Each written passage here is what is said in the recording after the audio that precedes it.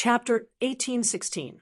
Meng Yao and Yushu knew about Fatty Lai's situation as well, and they all fell silent at the thought of his situation. Holy Church, forget it. I'll think of something. You guys just came back. You should rest first. Falbert stood up, but how was he supposed to think of anything? He was just trying to comfort himself. Back when the sect was annexed, his master, wife, and daughter were nowhere to be found. From then on, Falbert changed his name to Li Fu and followed Pengzhan. Other than Pengzhan, what other relationship did he have? I want to go to the hospital to see my dad. Meng Yao said, All right, let's go. Falbert nodded. After settling Lin Yi down, Meng Yao brought Yushu and Falbert out of the villa quietly. Meng Yao wanted to drive, but Falbert stopped her. Yao Yao, don't drive. Gas costs money. Save it for when you need it. Okay, Meng Yao let go of the car door apologetically and walked out of the villa with Falbert. Songshan's First People's Hospital. A delicate and pretty girl with a somewhat haggard expression was quietly standing outside a thick glass wall. She was looking inside the glass wall at a man lying on a white hospital bed. His body was full of tubes and wires, but his expression was very serene. Beside her was a middle-aged man and a voluptuous girl who was shorter than her by a head. Yao Yao, I just asked the doctor if there are no accidents. Mr. Chu should be able to pass tonight. Falbert said, You don't have to worry too much. That's good. Meng Yao breathed out in relief. Falbert, thank you for taking care of him these days. What are you talking about? Mr. Chu and I are old friends. Falbert waved his hand. Let's leave. There's no point in standing here. And Meng Yao said, as she looked at her father, her heart aching a little as she looked at him. Why at this time? Why did things happen to the people closest to him? Her father, her best friend Tang Yun, and her male friend Lin Yi. It was as if they had all agreed to meet. Something happened at the same time. Misfortune never comes alone. Meng Yao had experienced it firsthand. Fortunately, everything was developing in a good direction. As long as his father could survive for a month and wait for Lin Yi to wake up, everything would be fine. Yes, everything will be fine. Meng Yao and Yushu went back to the villa, and Falbert went out to discuss the medical fees. Meng Yao and Yushu, on the other hand, didn't calm down at all. When they went home to check on Lin Yi, they suddenly remembered that Lin Yi needed money to buy medicine as well. The prescription Elder Zhang gave them didn't lack rare ingredients, and although they could be bought in a pharmacy, the price wasn't cheap at all. This wasn't a problem for the old Meng Yao, as she could just swipe her credit card, but now her father's medical fees, Lin Yi's medical fees. What should she do with this money? Did she have to go back to the Snow Valley and ask Tang Yun for it? Shu looked at Meng Yao, who was holding the prescription with a stiff face. Naturally, she thought of this as well. Yao Yao sis, do you have no money to buy medicine for Shield Bro? Yes. Meng Yao nodded. She sat on the side of Lin Yi's bed in pain. She looked at Lin Yi's skinny face and sighed. I don't know how to contact Xiao Xiao. Maybe I can borrow some money from her. Yushu thought of her best partner. Sigh. At this moment, Meng Yao suddenly realized that she was the most useless one here. Without the Miss Halo, she couldn't even be compared to Tang Yun. Before, when Tang Yun was feeling inferior, she tried to comfort her. Now that she thought about it, it was a joke.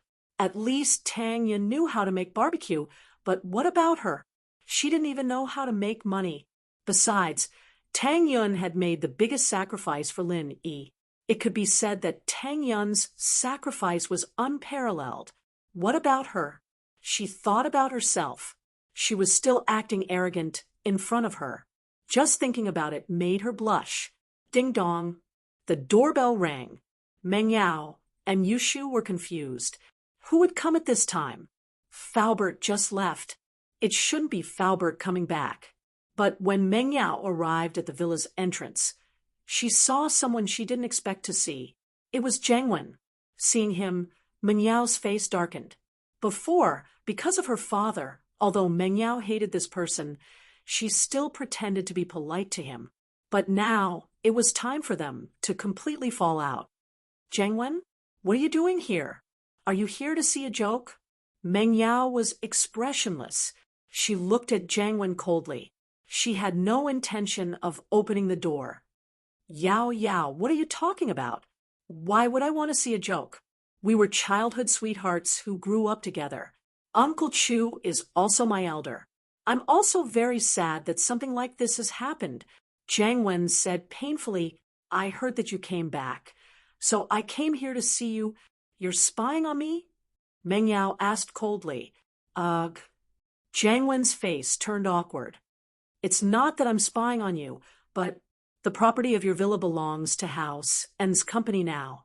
This place hasn't been taken back yet because I tried my best to get my father to fight for it in front of Uncle and Grandpa. But now that you're back, the management company will naturally call us. Then shouldn't I thank you? Meng Yao humphed lightly, as if she didn't care about Jiangwen's words. Yao Yao, I know that you might be dissatisfied with House and's decision, but what I want to say is that Housen is also a victim in this matter. Jiangwen smiled bitterly. You're a victim too? Acting pitiful? Meng Yao naturally didn't believe Jiangwen. Yao Yao, let me in. I'll tell you the details. I'm here to clarify things with you. It's not good for people to see me standing at the door like this. Jiangwen said, Let you in. Meng Yao wanted to say, Let you in. Are you dreaming? Why should I let you in? But then she remembered that this villa didn't belong to her anymore. Jiangwen was the real owner, and she was living under someone else's roof. At that thought, Meng Yao sighed helplessly. She opened the door. Then come in. I'd like to see what you have to explain. Target equals _blank. Chapter 1817. Indeed, Jiangwen was right. Pingzhan was the one who asked for more investments, and Mingyue was the one who tried to talk him out of it. Meng Yao was even more certain that Mingyue didn't want to lend the money, telling Pingzhan to stop, but it was her father's stubborn insistence that Mingyue had no choice but to agree to Pingzhan's request. After that, it was Pingzhan's request to withdraw his investments, and Mingyue had warned him about the risks involved, but Pingzhan still insisted on withdrawing his investments. This made Meng Yao a little sad. Thinking about how her father was doing this for her, she couldn't hold back her tears. These recordings were enough to prove House and's innocence, and it was only now that Meng Yao believed that it was an accident. After all, she couldn't really say anything in front of evidence like this. Even if House and really did play some tricks, it was Pingzhan's own fault. She tried to talk him out of it so many times, but he still wouldn't listen. Who could he blame for losing the money? Yao Yao, this time, do you understand our family's pain? Jiangwen smiled bitterly. Actually, we didn't get anything out of this at all. We basically used this money to buy these shares and properties. Can you send me the recordings of these phone calls? Meng Yao took a deep breath. Faubert didn't know about this, and Housen didn't explain much to Faubert. St. Hall, as far as Jiangwen was concerned, he had to explain it to Meng Yao personally for this to work. He had other things to do, after all, and this was just a prelude to get close to Meng Yao. Of course. Jiangwen nodded. But here's a video of the signing. You can have a look with that. Jiangwen opened the video of Pingzhan and Mingyue signing the contract. Of course, the video was edited, and there were some things Meng Yao shouldn't have seen. Meng Yao looked at her father's happy face after getting the money, and she knew that her father had done this out of his own volition. This meant that Housen really didn't have much to do with it. Of course, Meng Yao had forgotten about the hypnotist as well. But who would have thought that there was a hypnotist involved in this? Moreover, even an ordinary hypnotist would find it hard to do such a flawless job. Of course, a hypnotist from the Firewolf gang was a different story. The Firewolves were all experts in the study of the human body's potential and limits. Hypnosis was also a way to stimulate the human body's potential. If Meng Yao had been thinking from a normal perspective, she wouldn't have suspected a hypnotist at all. All right, I believe you. This matter has nothing to do with you. Meng Yao was a straightforward person, and she had no reason to suspect House, and in front of all this evidence. It's fine. If people don't know the truth, they'll really suspect us. Jiang Wen smiled bitterly. I'll send it to your phone now. Meng Yao nodded. I understand. It's not your fault. It's Daddy's fault for being too impatient. Is there anything else you need? Here's 100,000. I heard that Uncle Chu really needs money right now, so I took out half of my private stash and gave it to you, Jiang Wen said, as he took out the 100,000. He was a little apologetic. Because of what happened before, my father's position in the company has been temporarily revoked, so my pocket money has been reduced a lot. This is all I can give you. Meng Yao really wanted the money, but she didn't want to owe Jiang Wen anything. She wouldn't have cared about 100,000 in the past, but now she really wanted it. She didn't want to owe Jiang Wen a favor, just because of 100,000. And that was something she didn't want to owe Jiang Wen a favor. Oh, give it to me. Yushu took the money from Jiang Wen's hand and said, I'll take it. It was Jiang Wen's turn to feel helpless. He took out the 100,000 to get on Meng Yao's good side. He didn't want Meng Yao to feel like he owed her, but at the very least, he wanted her to think that he was treating her well. But it was different now that Yushu took the money. He didn't need Yushu to owe him anything. He just wanted to get as far away from this bad girl as possible. But since Yushu had taken the money, he couldn't take it back. Not only would he lose face, but it would also make Meng Yao feel like he wasn't giving her the money with sincerity. It wasn't worth it. And so Jiang Wen said without hesitation, It doesn't matter who I give it to, it's for Uncle Chu. It's a token of my sincerity. Thanks. Meng Yao felt a little better now that she didn't have to take the money herself. Right? Yao, the amusement park belongs to us now. But Uncle is planning on developing the land around the amusement park. Are you interested in joining in? Jiang Wen finally revealed his main purpose for coming here. What do you mean? Meng Yao frowned. The amusement park belongs to your family now. What does it have to do with me? Uncle's planning on building a safari park near the amusement park. After all, it's surrounded by mountains and rivers. It's a beautiful environment, and Songshan lacks a big zoo. So Uncle's planning on training me and putting me in charge of this project. Jiang Wen said, Yao, I'd like to invite you to join in the development. Me? What for? Meng Yao still didn't understand what Jiang Wen was planning. Yao. Actually, I feel really bad seeing Uncle Chu like this. These properties belong to us now, but I think it's just temporary. As long as I work hard, I'll definitely get them back for you. Jiang Wen said, Get them back for me? Meng Yao looked at Jiang Wen, surprised. Was there something wrong with this guy? Yeah, if I perform well, then I'm sure Grandpa will agree to it. But the prerequisite is that you have to be with me. If you marry me, then it'll be perfectly justifiable for me to help you get these properties back. After all, you're my wife, and these properties belong to House Chu. Even if Uncle objects, Grandpa will definitely agree. Jiang Wen said proudly, In the third generation, Grandpa likes me the most. Target equals _blank.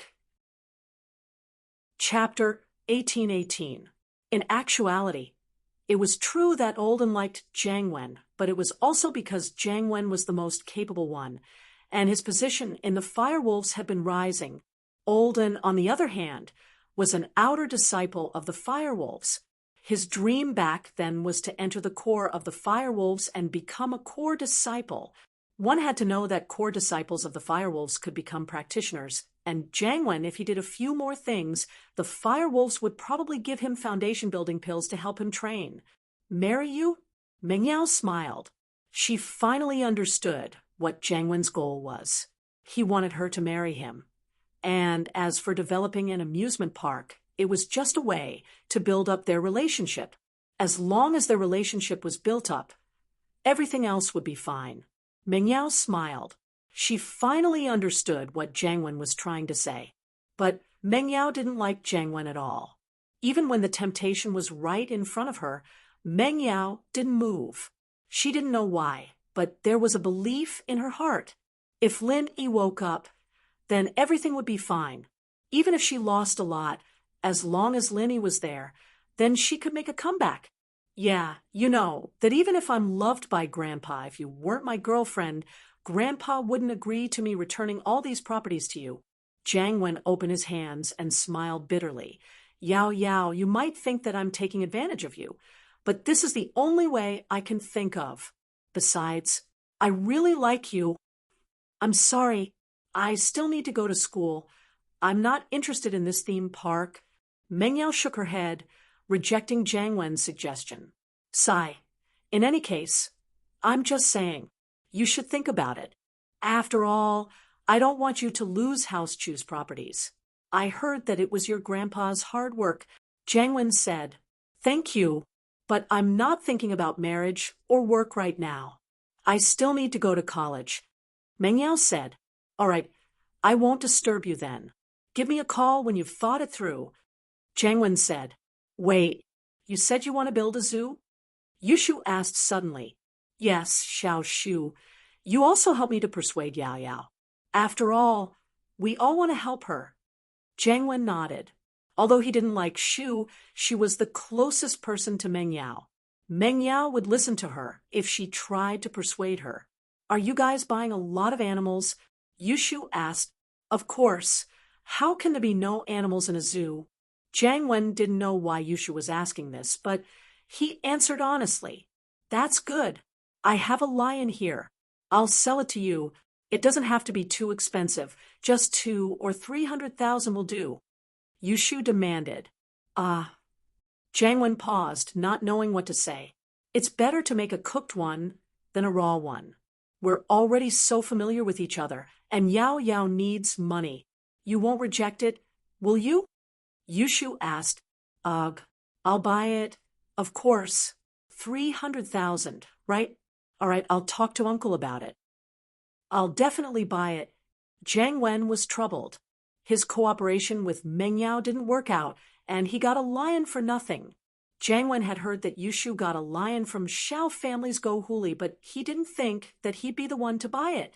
More importantly, the zoo was a project he came up with on a whim. The goal was to get in touch with Meng Yao. If Meng Yao didn't participate, why would he even bother with the zoo? He didn't have the time to do that. There were more profitable projects waiting for him. That's great. I'll get someone to send the lion to you later, Yushu said. Jiang Wen left Meng Yao's house, troubled. He felt helpless. Nothing good ever happened to Yushu. This girl always found trouble for him. What the hell? Meng Yao couldn't help but smile at Shu's actions, but she didn't stop her. One was willing to get hit, and the other was willing to suffer. With Shu here, other than Lin Yi, she'd take advantage of everyone else. Jiang Wen was asking for it. Shu, do you think that Dad's incident really has nothing to do with Jiang Wen? Meng Yao said helplessly as she looked at the evidence on her phone. Who knows? This guy might not even be telling the truth. Yushu doesn't have a good impression of Jiang Wen, but there's evidence. Meng Yao said, That's true, but we'll have to wait until Uncle Chu wakes up. Yushu said, Hidden House Yu Bing's letter had arrived. If it were any other disciple of the Ice Palace, they wouldn't be able to enjoy this kind of treatment. But Yu Bing could write a letter to his family once a month, and he could even receive letters from House Yu through the Ice Palace. The other outer sect disciples had to be in the sect for at least a year before they could enjoy the privilege of writing letters to their families, but Yu Bing had the care of the future sect master of the Ice Palace. Not only did he receive more elixirs than the other outer sect disciples, but he also had more privileges than the other outer sect disciples. But even so, no outer disciple dared to object. Who told him to be so close to the future sect master of the Ice Palace? This time, Yu Xiaoqin's letter gave Yu Bing quite a shock. Xiaoqin questioned Yu Bing in the letter. Why did he hide the fact that Lin Yi participated in the tomb robbery and that he got the qi gathering pill? Yu Bing, on the other hand, thought that his father knew everything when he saw the letter. He quickly explained everything, admitting that he knew that Lin Yi had participated in the tomb raiding and that he had a chi-gathering pill with him. But he couldn't be loyal at the same time, and he couldn't betray his friend, so he hid it from his father. In truth, Yu Bing's explanation was because he thought that his father knew everything. He didn't know that it was all a coincidence. Yu Xiaoqin didn't know the truth of the matter, and only heard Yu Huixing's side of the story. That was why he wrote such a vague letter to Yu Bing. He didn't want to expose himself, so naturally he didn't say too much. He only asked a few general questions, but Yu Bing had a guilty conscience. And so this was the result. If Yu Huixing knew about this misunderstanding, he'd probably be laughing so hard that he wouldn't be able to close his mouth. He'd just randomly made up a lie to frame Lin Yi. And now Yu Bing was telling the truth. Even the heavens were helping him. Target equals _blank. Chapter 1819. Looking at the letter in his hands, Xiaoqin's face darkened even more. After confirming Yu Huixing's words, Xiaoqin immediately went to the mountain, where the old Yu was in isolation. Under Yu Yi's lead, Xiaoqin once again met the old Yu. St. Hall, father, Yu Bing's reply is here. Xiaoqin didn't waste time with pleasantries and went straight to the point. Oh, what did Yu Bing say in the letter? Old ancestor Yu opened his eyes and asked. Yu Huixing didn't lie. Lin Yi did participate in the tomb raiding, and he did have the chi-gathering pill. Xiaoqin said as he handed the letter to the old Yu. The old Yu took the letter and read it quietly, as if he was very serious. Xiaoqin didn't want to disturb him, so he stood to the side and waited for the old Yu to finish reading. It was obvious that the old Yu liked Yu Bing a lot. Otherwise, he wouldn't be reading the letter so seriously. After a while, the old Yu put down the letter in his hands and sighed. I wanted the other hidden houses to break the rules and send out their Earth class, but I didn't think that the first to make a move would be us. House Yu. Father, you're preparing to make a move on Lin Yi? Xiaoqin was happy as he asked. St. Hall, if his father supported him, then they might be able to get the chi-gathering pill back, and he would have a high chance of breaking through to Sky class. Of course, he didn't think that Lin Yi had already eaten the chi-gathering pill, as it would only have the greatest effect when an Earth class late phase peak was breaking through to Sky class. Taking it before was a waste of a heavenly gift. If you become a Sky class as well, then House Yu will have nothing to worry about for the next 100 years. The old Yu said, this is your hope. So, of course, I'll give it my all. Since we've confirmed that it was Lin Yi who took the pill, then let's fulfill Yu Huixing's wish. Kill Lin Yi and get the pill back. Kill Lin Yi? Xiaoqin raised an eyebrow. Yu Bing, sooner or later, he will understand that the interests of the family are greater than anything else. Elder Yu said, this time, we'll let Yu Lu go. Although it's said that Lin Yi went crazy, we don't know if it's true or not. Yu Lu is an Earth class mid-phase peak. Even if Lin Yi is faking it, he can still beat Lin Yi. Yes, Xiaoqin nodded. Then I'll go arrange it right away and go talk to Yu Huixing. You know what to say, right? Old ancestor, you said. Of course. Yu Xiaoqin said, I'll make sure that Yu Huixing remembers this favor. After helping House Yu get their revenge. Count this as repayment for House Xiao stealing his chi-gathering pill. All right, off you go. Old ancestor, Yu waved his hand. After Xiaoqin left the old ancestor's training grounds, he sent for Yu Huixing. Greetings, head Yu. Yu Huixing said respectfully. He didn't know why Yu Xiaoqin was looking for him all of a sudden, but he wasn't afraid. Ever since he was told to pretend that the Zhaos had taken the chi-gathering pill, he knew that everything would be fine. No one would pursue this matter anymore. Even if someone did pursue this matter, Yu Huixing would be able to push all the blame away. Huixing, Yu Bing has sent a letter confirming your story. Lin Yi did participate in the grave robbing, and he was the one who stole the chi-gathering pill. Xiaoqin said, Yu Huixing paused. Had Yu Bing lost his mind? What the hell did Lin Yi participate in the grave robbing? Plus, the chi-gathering pill wasn't stolen by Lin Yi. He was the one who gave it to House Xiao. Why did Yu Bing admit to his story? Before, Yu Huixing was relieved, but he was afraid that something would happen to Yu Bing. If Yu Bing had clarified things, then House Yu would definitely believe Yu Bing's words, not Yu Huixing's. So Yu Huixing was hoping that Yu Bing wouldn't be able to write letters in the Ice Palace, but he didn't think that Yu Bing would actually reply to him.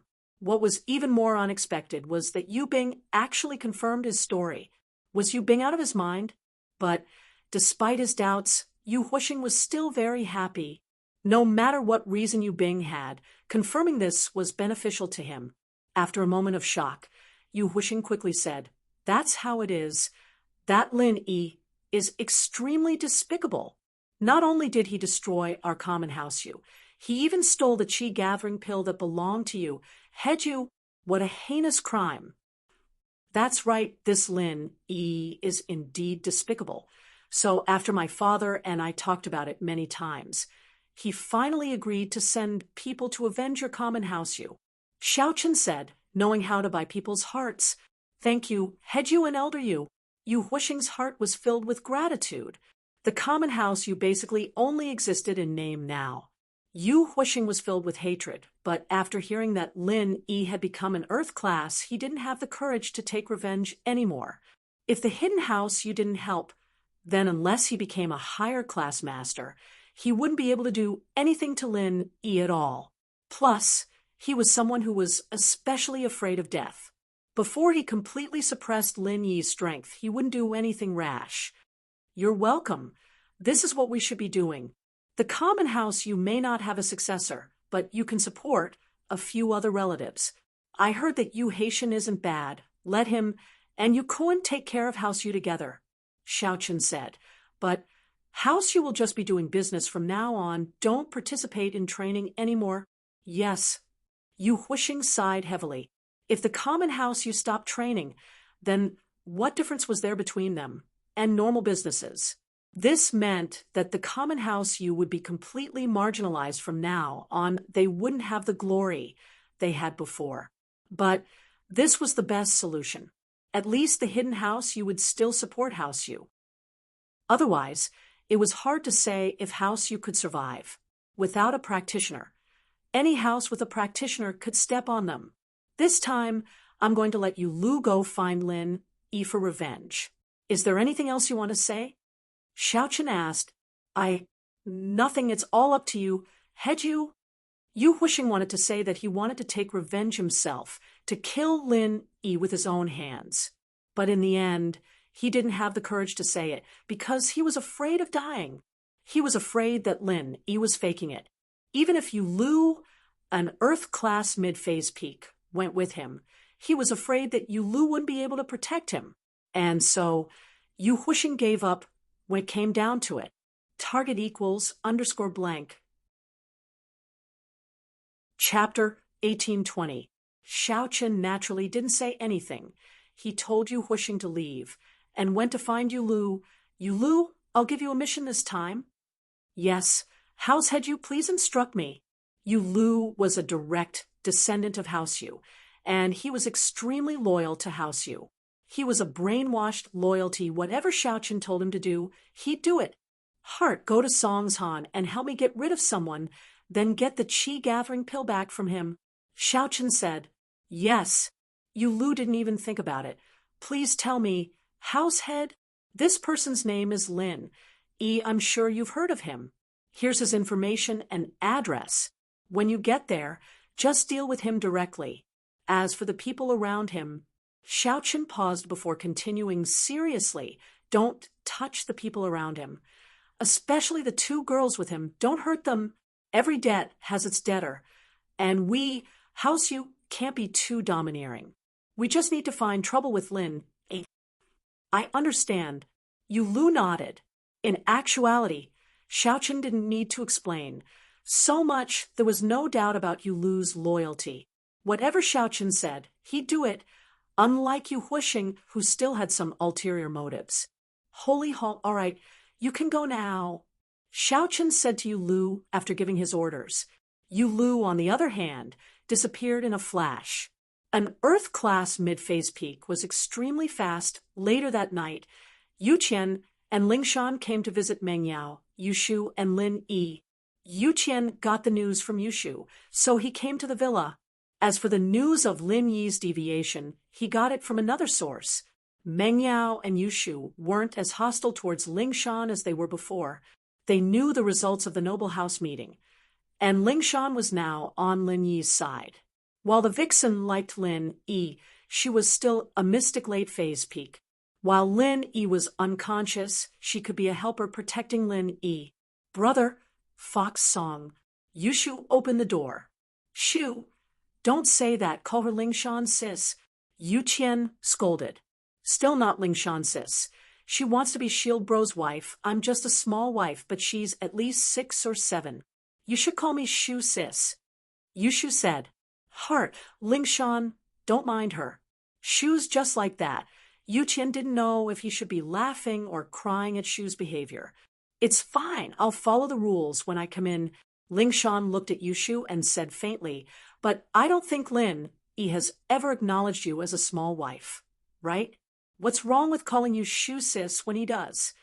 Yu Qian smiled bitterly at Ling Shan's words. He didn't expect Ling Shan to be so sharp with her words. "All right, Ling Shan, Shu, stop arguing. Boss Lin Yi hasn't woken up yet. Who's going to be the small wife?" Yu Qian said. "Yeah, Shu, stop arguing. Yun Yun has already entrusted Lin Yi to us. What's there to argue about?" Meng Yao was talking about Shu, but she was also telling Ling Shan about their relationship with Lin Yi. Ling Shan smiled and didn't say anything. "Bro, do you want to see Shield Bro?" Yu Shu asked. "That second, I'm here to remind you guys not to stay in the villa. You guys should move out and find a more secluded place to stay." Yu Qian said, "According to our experience, if the news of Boss going crazy gets out, his enemies might come for revenge. It's too dangerous for the two of you to stay here alone." Meng Yao couldn't help but gasp. She had forgotten about this before, and now that Yu Qian reminded her, she suddenly remembered the time when Lin Yi was injured and fainted, and the noble houses came to him at the same time. She still had lingering fear when she thought about the situation at that time. Lin Yi had woken up at the critical moment. But what about now? It was impossible for Lin Yi to wake up now, and if more enemies came to their door, there was only one way. According to the information I received, at least the hidden house pie behind Xiao family, and the hidden house you behind house, you won't let this go easily, so you guys better leave here as soon as possible. If these two houses send masters, Yu Qian Bro, and I won't be able to fight them even if we work together." Ling Shan said, "Thanks for the reminder. We'll pack up now." Meng Yao nodded decisively after listening. She didn't have the slightest bit of nostalgia for this huge villa. Since it wasn't hers anymore, what was the point of living here? When Lin Yi woke up, she could buy a bigger villa. Meng Yao had always been confident in Lin Yi, but she didn't know where this confidence came from. Was it just because of Lin Yi's tall figure during the bank robbery? "We'll help you. We'll only pack the important things, the things that are meaningful to you guys. Leave the other furniture and appliances here," Yu Qian said. "Okay." Meng Yao nodded and started packing with Yu Shu, Yu Qian, and Ling Shan. An hour later, Meng Yao and Yu Shu were panting as they tossed a couple of bags onto the car in the yard. These were all the useful stuff they packed, including a change of clothes and underwear, and a laptop with some photos and other important documents on it. The other computers had all been erased from the computer. Lin Yi didn't have many things. Other than a few tattered clothes in his room, there were the clothes Meng Yao bought for him. Meng Yao packed these clothes together with some unknown things in Lin Yi's drawer. Finally done, Meng Yao breathed out in relief. She looked at the things that couldn't be taken away and shook her head. Goodbye, villa. From the moment she stepped out of the villa, she might never come back again. But just when Meng Yao and Yu Shu put Lin Yi in the car and were about to leave, something unexpected happened. An uninvited guest came to the villa's doorstep, and even with Yu Qian and Ling Shan's strength, they couldn't tell how this person got here. It was as if he just appeared out of thin air, without any warning. Target equals underscore blank. Chapter 1821. Stalling for time. Who's Linny? The person asked directly. Get him out here. Who are you? What are you doing here? Yu-Qian was shocked as he barked at the person. This person gave him a sense of danger, and his instincts told him that this person was very strong. Lingshan was shocked as well. She and Yu-Qian had guessed that after the news of Lin Yi's deviation, someone would come looking for trouble with Lin Yi. But she didn't think that someone would come so soon. She wasn't sure of the person's identity, but it looked like he was definitely here to cause trouble. Otherwise, he wouldn't have asked for Lin Yi's whereabouts right away. I'm Yu Lu, under orders from the head of the Hidden House Yu to find Lin Yi and avenge the Common House Yu. I don't want to kill innocent people. Get Lin Yi out here. With Yu Lu's status and strength, naturally, he wouldn't hide who he was.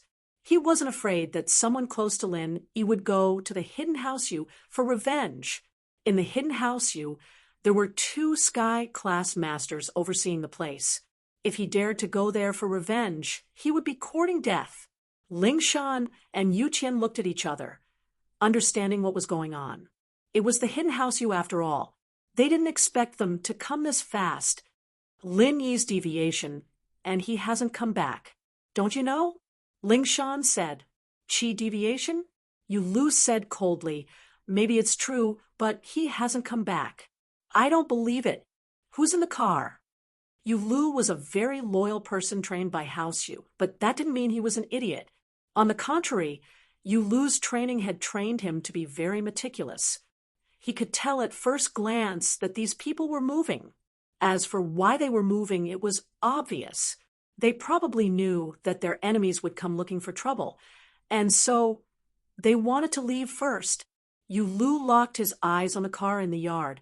Lingshan and Yu-Qian looked at each other and yelled, Yao, Yao, Shu, run. We'll handle this. With that, Lingshan and Yu-Qian charged at Yu Lu, one on the left and one on the right. Meng Yao and Yu Shu were very nervous in the car, not expecting something like this to happen right before they left. Someone came looking for trouble, and they didn't know what to do. They were afraid that this person would do something to Lin Yi, but Yu-Qian and Lingshan yelled. Meng Yao subconsciously started the car, stepped on the gas, and the car shot out of the villa like an arrow, speeding away. Yu Lu's eyes darkened. He didn't think that 2 late-phase peak mystic juniors would dare to attack him first. He could have easily dealt with Lingshan and Yu-Qian, but Yu Lu hesitated as he remembered Yu Xiaoqin's orders before he left to target Lin Yi and not hurt the innocent. Although Yu Xiaoqin was talking about the 2 girls beside Lin Yi, Yu Lu didn't know if he was talking about these 2 as well.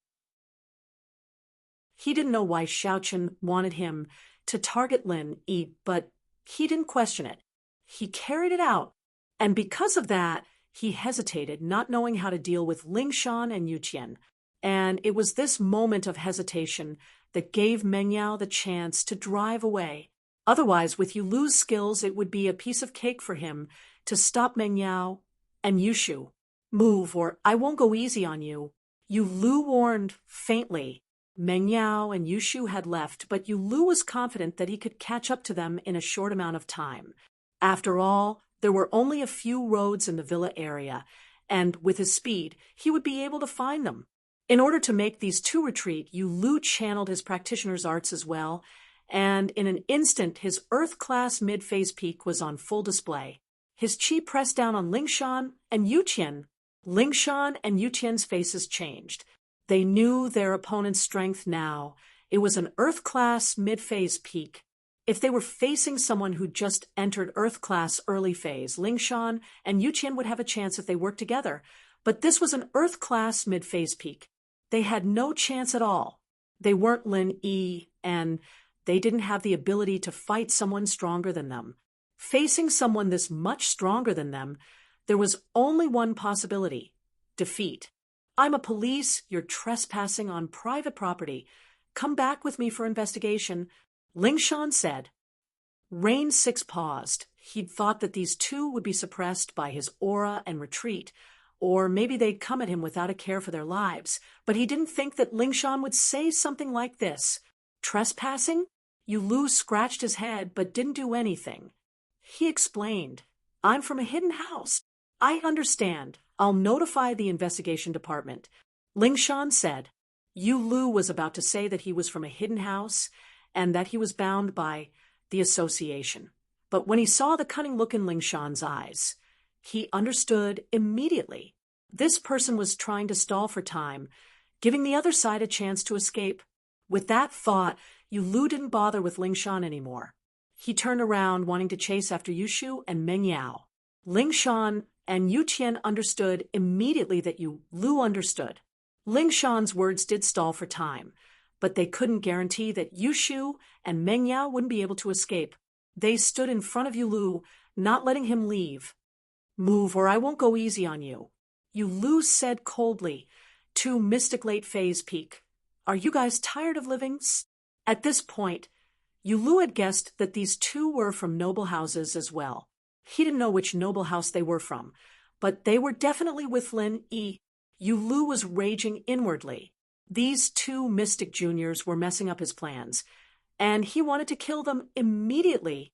But remembering what Xiaochen had told him, he didn't do it after all. He didn't understand what Xiaochen meant. Xiaochen's words were very vague, and Yulu didn't know if Xiaochen only wanted the two girls with Lin Yi to be harmed, or did he want everyone else to be harmed? After all, Xiaochen had added that House Yu had a debtor, and he couldn't be too domineering. Target equals _blank. Chapter 1822. Us two juniors are untalented. We'd like to experience your strength. Yu Qian forced himself to speak to Yulu. Yulu frowned. He didn't expect these two to be so persistent. A wave of frustration rose in his heart as he pushed his palms out, one on the left and one on the right. It seemed like he was pushing them out randomly, hitting Lingshan and Yu Qian on the left and right. An Earth-class mid-phase peak and a mystic late-phase peak were worlds apart. They couldn't be compared at all. Especially with Yulu's skills, he could kill Yu Qian and Lingshan with ease. But Yu Xiaochen's warning made Yulu cautious. He used his skills, he didn't use his full strength, only sending Lingshan and Yu Qian flying. They wouldn't be heavily injured, but some light injuries were unavoidable. Lingshan and Yu Qian's bodies flew out, one on the left and one on the right. Both of them felt sorrow. They couldn't even take a single hit from Yulu. They didn't even see how Yulu did it, and they were already flying out. This meant that the difference in strength between the two was just too huge. Yu Qian and Lingshan's thoughts of risking their lives was a joke. If Yulu wanted to kill them, they'd be dead already. But be it Yu Qian or Lingshan, they didn't know why Yulu would go easy on them. Looking at how aggressive he was when he came for Lin Yi, he didn't look like a merciful person at all. Did he? But this was a question that would never be answered. After sending Lingshan and Yu Qian flying, Yulu disappeared into the night, chasing after Yushu and Meng Yao. At this moment, Meng Yao's jeep was parked quietly under an overpass. Meng Yao, on the other hand, was carrying a huge pile of bags, waiting quietly under an overpass. Yushu was carrying Lin Yi on her back. The two of them ran with all their might in the dark night. The two knew that Yulu would definitely chase after them, so Meng Yao abandoned the car. They changed to walking, although it was harder. But at least they wouldn't expose themselves easily. Phew. Meng Yao was already out of breath. She didn't know where the energy came from, but she had 2 bags in her hands. He did not feel tired at all. Yushu, on the other hand, ran as fast as she could with Lin Yi on her back. In a dangerous situation, a person's potential was limitless. However, the potential of these two people was obviously stronger than that of a normal person. Sky Thunder Pig and General Weiwu, on the other hand, each carried more than 3 bags, but they ran very fast as well. This bit of weight seemed to be nothing to them. It was just that there was a limit to how much space they could carry on their bodies. Otherwise, it wouldn't be a problem to hand over the 2 bags in Meng Yao's hands and choose Lin Yi. Yao Yao, How much longer do we have to run? I'm running out of energy. Yushu and Lin Yi had been running ever since they got off the overpass, and they'd already run 1,000 meters. Find a secluded place, at least one of those back alleys. Meng Yao said, your shield bro is dead meat. If he gets caught, oh, then Shu's full of energy again. Yushu gritted her teeth. Meng Yao was a little speechless. This Shu, the moment she mentioned that Lin Yi was in danger, she'd go all out in her little universe. In front of them was an old building district. This was one of the earliest buildings in Songshan, but it was also the most dilapidated one. The buildings here were all decades old, and most of them were 3-story red brick houses. Because of the problems with the planning, they didn't consider things like roads, so there were only alleys between the buildings, and the alleys were all enclosed by the residents on the first floor, turning it into their own yard. Dirty, messy, and broken. This was Meng Yao and Yushu's first impression. If it weren't for this escape, they wouldn't have come to a place like this no matter what. Perhaps they wouldn't come here for the rest of their lives, but Meng Yao purposely chose this place today. First, there were more obstacles here. The boxes were narrow, and the front of the yard was filled with junk. It was easy to find a hiding spot. Second, cars couldn't enter this place, and the two left in their car. If Yulu didn't see them hiding in the parking lot under the overpass, he wouldn't have thought that they were in an alley like this. Let's rest for a bit, Meng Yao said to Yushu, who was panting heavily. She really couldn't walk anymore. Okay. Yushu might have gone all out, but she was exhausted as well. Naturally, she agreed with Meng Yao's suggestion. The two found a pile of junk in front of a house and hid behind it carefully. Yulu chased after them, walking on the rooftops and telephone poles. He could see the streets below, and as an Earth-class mid-phase peak, it was a piece of cake for him. Yulu was furious. If it weren't for Yuqian and Lingshan, he would have caught up to Meng Yao and Yushu long ago. But now he could only rely on his instincts to search the area. Finally, Yulu's eyes landed on the parking lot under the overpass. There weren't many cars in the parking lot at night, and if he looked carefully, he would be able to find Meng Yao's Jeep easily. The next moment, Yulu appeared beside the Jeep. He touched the car's hood, a cold smile on his face. He leaped up again, jumping onto the overpass. A driver who was passing by suddenly saw someone appear on the bridgehead. He almost got into an accident, thinking that he'd seen a ghost. Yulu was observing the surrounding terrain. Since Meng Yao and Yushu had abandoned the car and walked, Yulu was thinking, which path would he choose if he were in their shoes? Finally, Yulu's eyes landed on an area of old buildings not too far away from the overpass. He could see what was going on in the other streets and neighborhoods, but that area of old buildings was built in a complicated manner. The tallest one was a 3-story building, and there wasn't a single place where he could get a good view of the entire area. This was the place. Rain 6 set his sights on this area of old buildings. If there was someone following him, then Rain 6 would have chosen this area as well, since there were too many places to hide and adapt to the situation. A small alleyway was all it took to lose his pursuer. After making up his mind, Yulu walked quickly towards the old building area, target equals _blank. Chapter 1823. Yao Yao, that Yulu won't come after us, will he? Yushu had a bad feeling about this, as if Yulu could come after them. I don't know. Meng Yao looked at the closed doors of the houses, thinking how great it would be if they could hide in one of the houses. But she didn't know them, and even if they told her to hide in one of the houses, Meng Yao wouldn't dare do it. After all, they weren't familiar with the place, and who knew if they had bad intentions in the distance, a series of footsteps could be heard. It was especially clear in the empty alleyway, and Meng Yao and Yushu's hearts jumped. At that moment, the hairs on the two's backs stood up. They were wondering if Yulu had followed them here.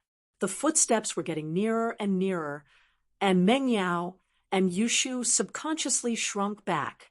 They were hiding behind a pile of junk, but if someone were to pass by, they'd still notice their silhouettes. Just as the person was about to pass by, the sound of coughing could be heard. It was the sound of an old woman coughing. Clearly, it was also the sound of the person who had come. Cough, cough. The cough made Meng Yao and Yushu relax. Thank goodness it wasn't Yulu. Not long after, a short old lady pushed a cart and slowly walked over. However, the old lady walked very slowly. Her eyes seemed to be sizing up the ground as she walked. She was a scavenger, and her cart was filled with broken cardboard boxes, bottles, and scrap metal. She looked around to see if there were any discarded bottles. When she passed by Meng Yao and Yushu, she saw the two curled up behind a pile of junk. The old lady's eyes flashed when she saw the two girls hiding there. She didn't know what they were doing here, but she subconsciously looked at them a few more times. Then, a look of disbelief appeared in the old lady's eyes. Fairies, you're the fairies. The old lady stopped in her tracks and cried out to Meng Yao and Yushu. Meng Yao and Yushu listened to the old lady's words. They froze for a second, but in the next moment, they recognized the old lady. She was the old lady who picked up scraps at the back door of Tiandi Entertainment. She was humiliated by Zhen Ingjun, and Lin Yi transferred her disease to Zhen Ingjun. At that time, the old lady's chronic illness was suddenly cured. Naturally, she thought that Meng Yao and Yushu were fairies. After all, only fairies could do that, right? No matter how good a doctor was, he could only cure her illness. However, they could transfer their pain to the young man who bullied them. Only immortals could do this. With that, the old lady put down the car and was about to kneel down to greet Meng Yao and Yushu. Being able to meet a goddess once was already a blessing for her ancestors. One could imagine how excited the old lady was to be able to meet a fairy for the second time. Granny, we're not fairies. Meng Yao subconsciously stopped the old woman from kneeling down. After all, they couldn't accept the old woman's kowtow. You must be fairies. If you're not fairies, how can you cure this old lady's chronic illness? And how can you transfer the disease to that evil man? Did you transfer it to that evil person? Asked the granny. Meng Yao didn't know how Lin Yi did it, and so she couldn't explain it. If it weren't for the fact that Lin Yi had so many miraculous abilities, she would have been surprised if it was the first time she saw something like this. Two fairies. If you don't mind, you can come to my house. I want to donate all my savings over the years as incense money to you, said the old lady.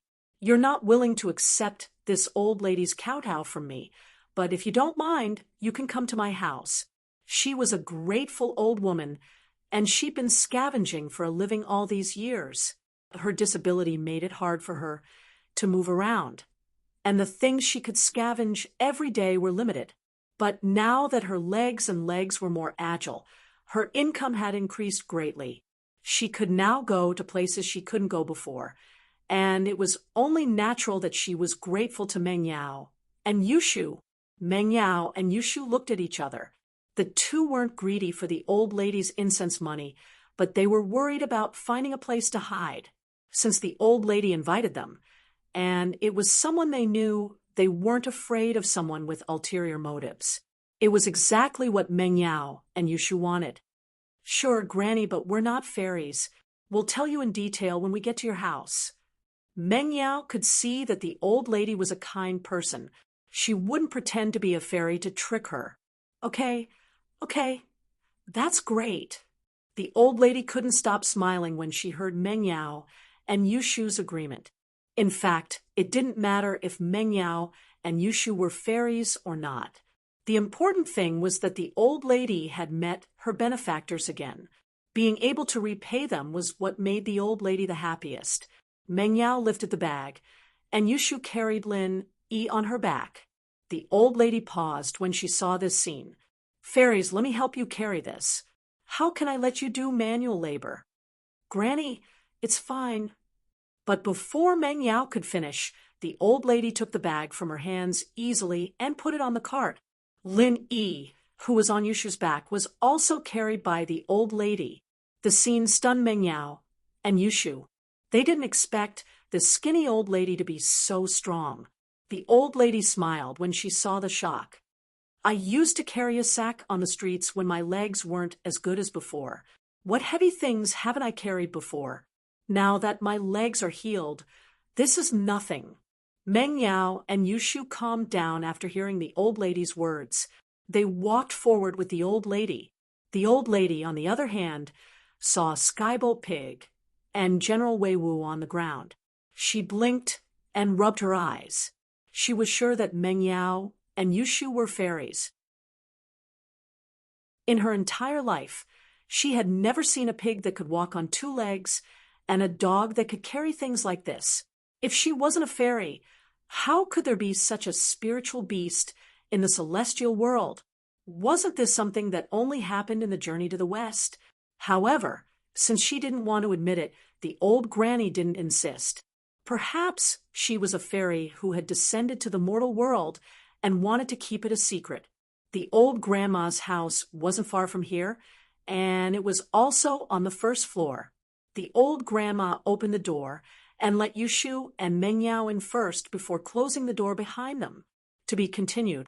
If you like this work, you are welcome to vote for me at Qijian. Your support is my greatest motivation. Target equals _blank. Chapter 1824. This is my house, and it's a bit messy. Please don't mind. The old lady said, St. Hall, Grandma, we really aren't fairies. Besides, it's good enough that we have a place to stay. Meng Yao smiled bitterly. She didn't know why, but the old lady was so sure that they were fairies. With that, the old lady opened the door, and the group entered the house. The yard was messy, with all sorts of junk everywhere, but the house was clean and tidy. The old lady lived in an old house with 2 bedrooms and 1 living room. There wasn't much decoration, and there wasn't any good furniture either. Even so, the house was clean and spotless. It was obvious that the old lady was a hard-working person. Please have a seat, fairies. I'll make you some tea. The old lady placed Lin Yi on the sofa carefully. She didn't know what happened to Lin Yi, but she didn't dare ask if the 2 fairies didn't want to talk about it. The old lady recognized Lin Yi as the man who was with the 2 fairies at the back door of Tiandi Entertainment. Don't bother, Grandma. We really aren't fairies. Not only that, we have a favor to ask. Meng Yao quickly stopped the old lady from making tea. St. Hall not long after the 3 entered the yard. A figure appeared at the entrance of the alley. It was Yu Lu. Yu Lu's eyes looked coldly at the empty alleyway. He flew up to the top of a 3-story building, looking down at the alleyway, but he didn't see anything out of place. This was the innermost alleyway. He'd searched the other alleyways, but Meng Yao and the others weren't there. He'd thought that Meng Yao and Yushu would be hiding here, but they weren't there. Could it be that they really weren't here? Or did they think that I would definitely follow them to this alley when I saw them abandoning their car? So they deliberately didn't go here and chose the main street where it would be easier for them to be exposed? Yu Lu's face darkened at the thought. He felt that he'd underestimated Meng Yao and Yushu. The most dangerous place was also the safest place. Why hadn't he thought of that? Of course, Yu Lu didn't think that Meng Yao would know any friends or relatives in this old building district. After all, judging from the villa district they lived in, it was impossible for them to have any interaction with the people living here. St. Hall. Yu Lu sighed softly as he left the area, returning to the jeep under the overpass, trying to figure out the escape route Meng Yao and Yushu might have taken. Even if he found the right route, he might not be able to catch up to them. It had been a long time, after all, and Yushu might have found a hotel and settled down by now. But no matter what, Yu Lu had to give it a try. Meng Yao wanted to find a place to stay, so she didn't hide anything. She told the old grandma about her, Yushu and Lin Yi being followed. She also explained that she and Yushu weren't fairies, but Lin, he was a great doctor. He could cure her and create similar symptoms for Zhening Jun at the same time. The old grandma didn't think twice about Minyao's request to stay here for a while. She was a lonely old lady, and Minyao's arrival wouldn't bring her any inconvenience. Plus, the old grandma wanted to repay Mingyao and Yushu, so she wouldn't reject them.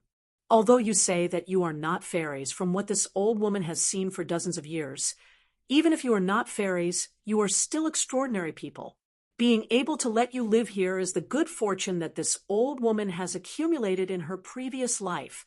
This old woman is truly very happy. The old woman said, "Thank you, Grandma."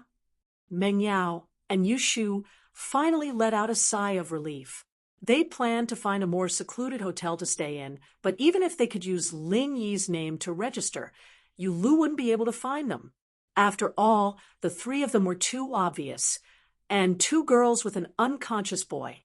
He'd be able to find them easily if he went to any hotel and asked around.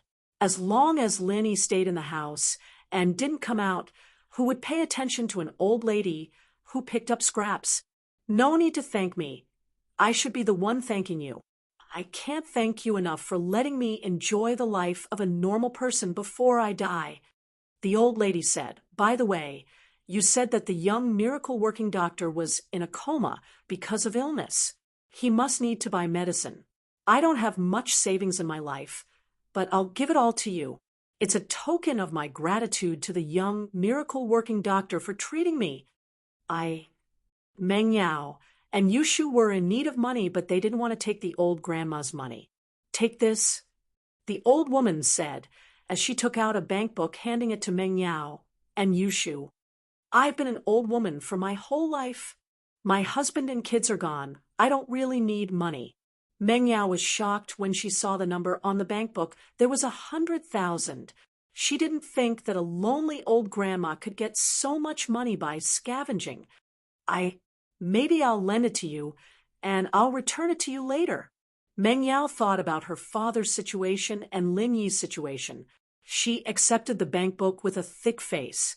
She needed money right now, and although Jiang Wen had sent over a sum of money, it wasn't enough to cover her father's medical expenses. Plus, Lin Yi's medical expenses weren't there yet. It doesn't matter if you return it or not.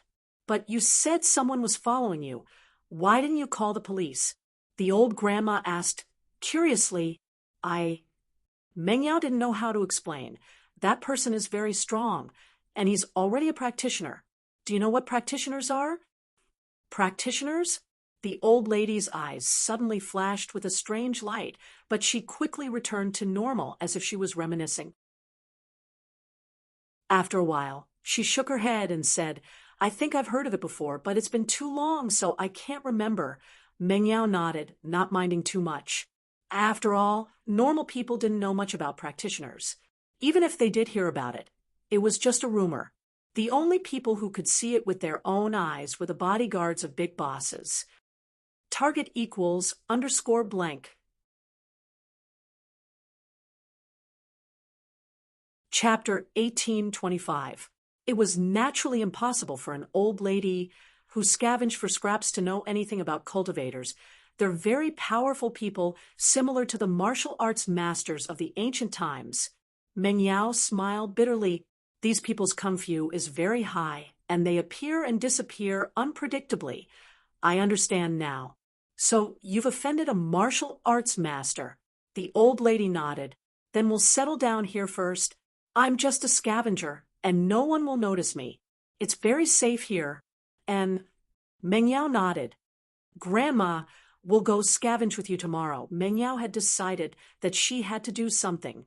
The money she had, along with the old lady's 100,000, was only enough to pay for her father's medical fees for a short period of time. If Lin Yi didn't wake up by then, she would have to continue paying for his medical fees to keep him alive. Although the hospital couldn't wake her father up, Lin Yi must have a way. She had to hold on until Lin Yi woke up, and she couldn't give up on treatment. Chapter 1840. Where would the money come from? Meng Yao had been thinking about this problem. She had thought about finding a place to work, but after you lose tracking, she knew that it was impossible. At least, she couldn't show her face in public. Scavenging with the old lady was Meng Yao's only choice. No one would have thought that the high and mighty miss of Pengzhan Industries would become a little girl who scavenged for scraps. Even Meng Yao herself didn't think that there would be a day where she would do this, let alone Lu and the others. But from the moment Tang Yin made her decision and returned to the villa, Meng Yao's mind had changed. Miss, without her father's halo, she was nothing. She couldn't even be compared to Tang Yun, so she didn't have any mental barriers following the old lady. She could rely on her own hands for Lin, Yi, and her father. There was nothing to be embarrassed about. There's no need. Just stay at home. I can handle it myself. I don't need to say much. I'll pay for the little miracle doctor's medical expenses every day. The old lady said with a smile, I've been picking up trash for decades. I'm experienced. Sanctuary. Grandma, the more people, the more we earn. Meng Yao said firmly, That's fine, but you two girls with delicate skin should wear masks. Otherwise, if someone sees you, they will be suspicious. The old lady hesitated for a moment and said, An? Meng Yao realized, to her surprise, that the old granny was actually very meticulous. She could think of details that even they couldn't. What kind of herbs do you need? I'll get them for you tonight. The old lady asked. Takitara, the recipe is here. Meng Yao wanted to say that she wanted to go with the old grandma, but she was afraid of bumping into Lu. After all, Lu would be wandering around the area looking for them. Meng Yao said, Grandma, let General Weiwu go with you. He can protect you. It's already so late. I'm worried about you being alone. This old woman is also very famous in this area. Who would rob a ragpicker like me? The old lady smiled faintly, but seeing Meng Yao's insistence, she nodded and said, All right, I'll go with him. The General Weiwu you're talking about, is it this dog? Yes, General Weiwu. You go with Grandma to buy the medicine. Protect Grandma's safety. Understand? Meng Yao ordered General Weiwu. Woof woof. General Weiwu nodded, indicating that it understood. On the other hand, the old lady was a little surprised when she saw General Weiwu. Such a smart dog surprised her. Although she saw that the dog was carrying a lot of baggage, she didn't pay much attention to it. Many animals were stronger than humans, but now that she looked at General Weiwu, she couldn't help but let out a husk. She was full of surprise. What's wrong? Meng Yao asked curiously. It's nothing. This dog is really smart. The old lady shook her head and said kindly to General Weiwu, Let's go. Follow me to buy the medicine. Woof woof. General Weiwu immediately followed the old lady out of the room. After the old lady left the room, Meng Yao sighed deeply. Shoo, we're really lucky to have met the old lady. Otherwise, we wouldn't even have a place to stay. Yeah, Prophet Shu is really amazing. She asked Shield Bro to do a good deed, and now she's getting rewarded.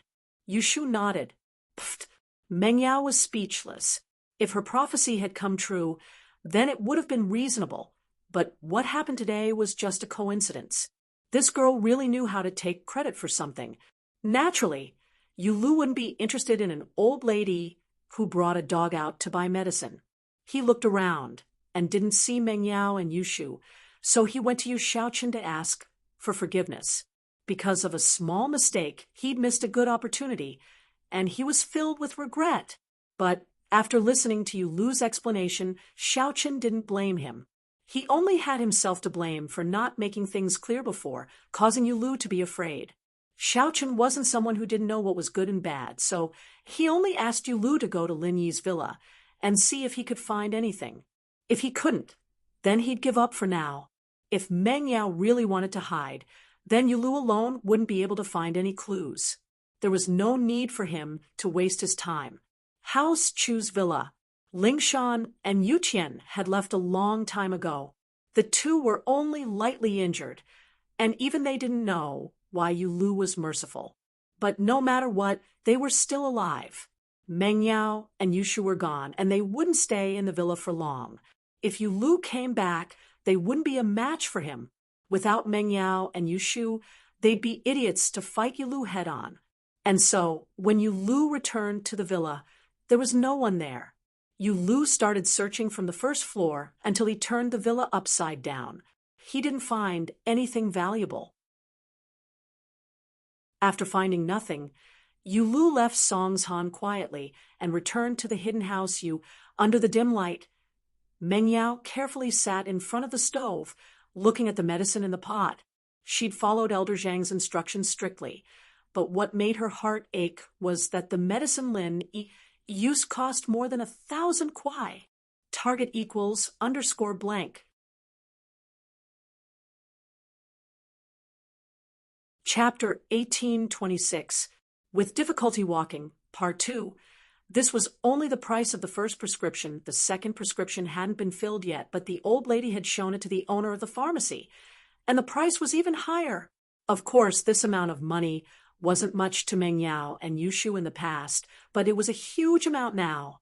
Meng Yao was going to use the money she had to send to Faubert tomorrow for her father's medical fees, and it might not even be enough.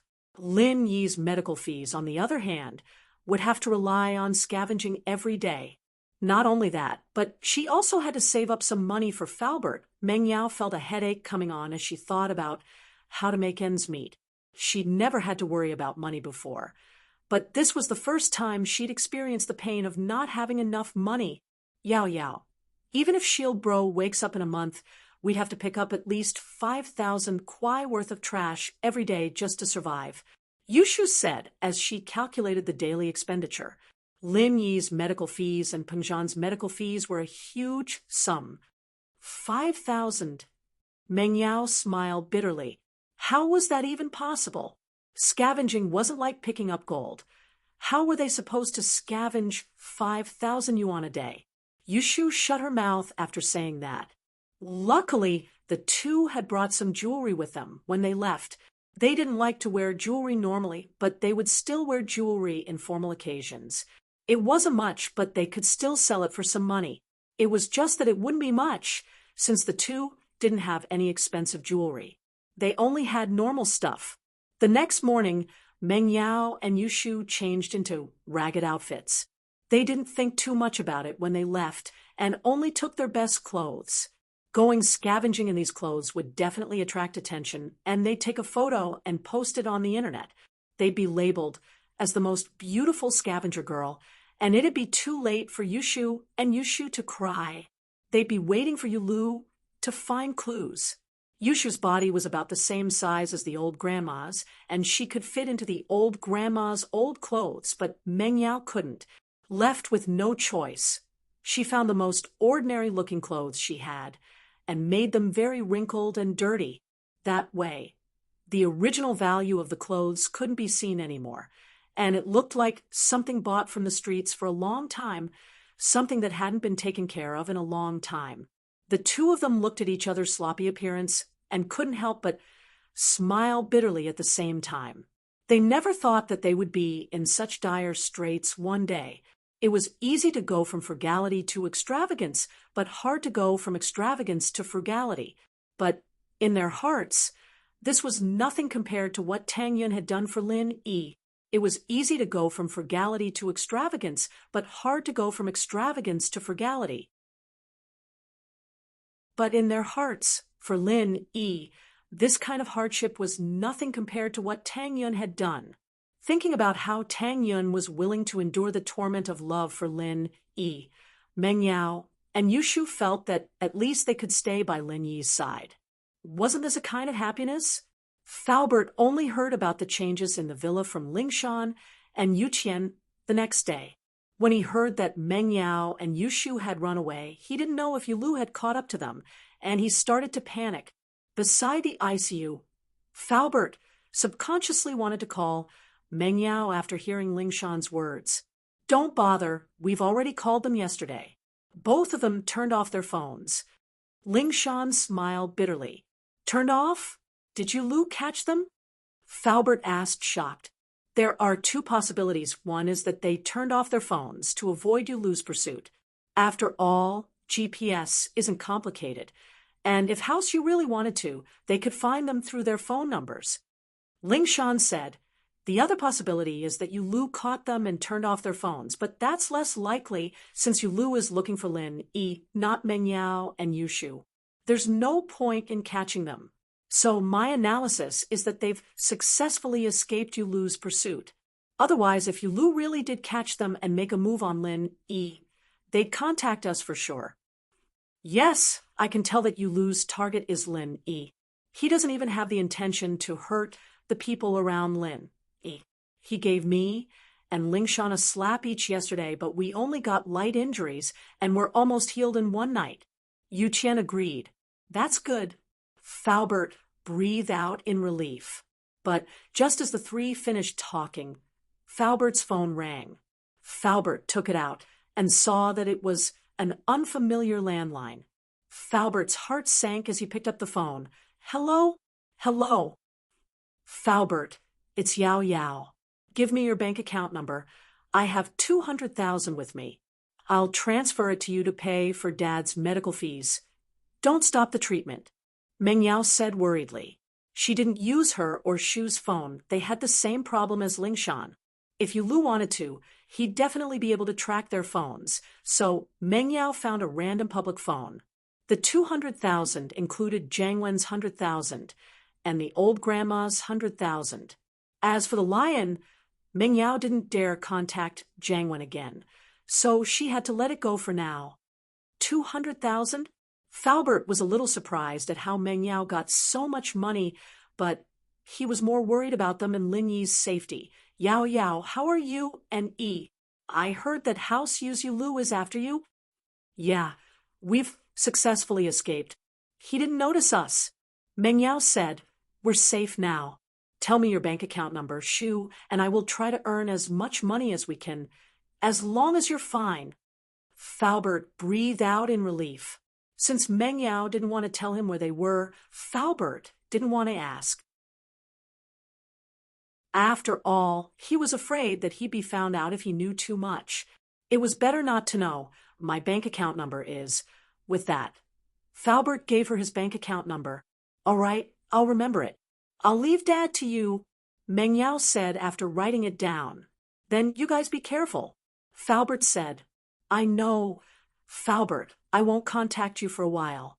I'll transfer the money to you when I get it, Meng Yao said. As long as we hold on until Linny wakes up, everything will be fine. I understand. Faubert nodded, relieved. Yao Yao, don't worry. I'll take care of Mr. Chu. Target equals _blank.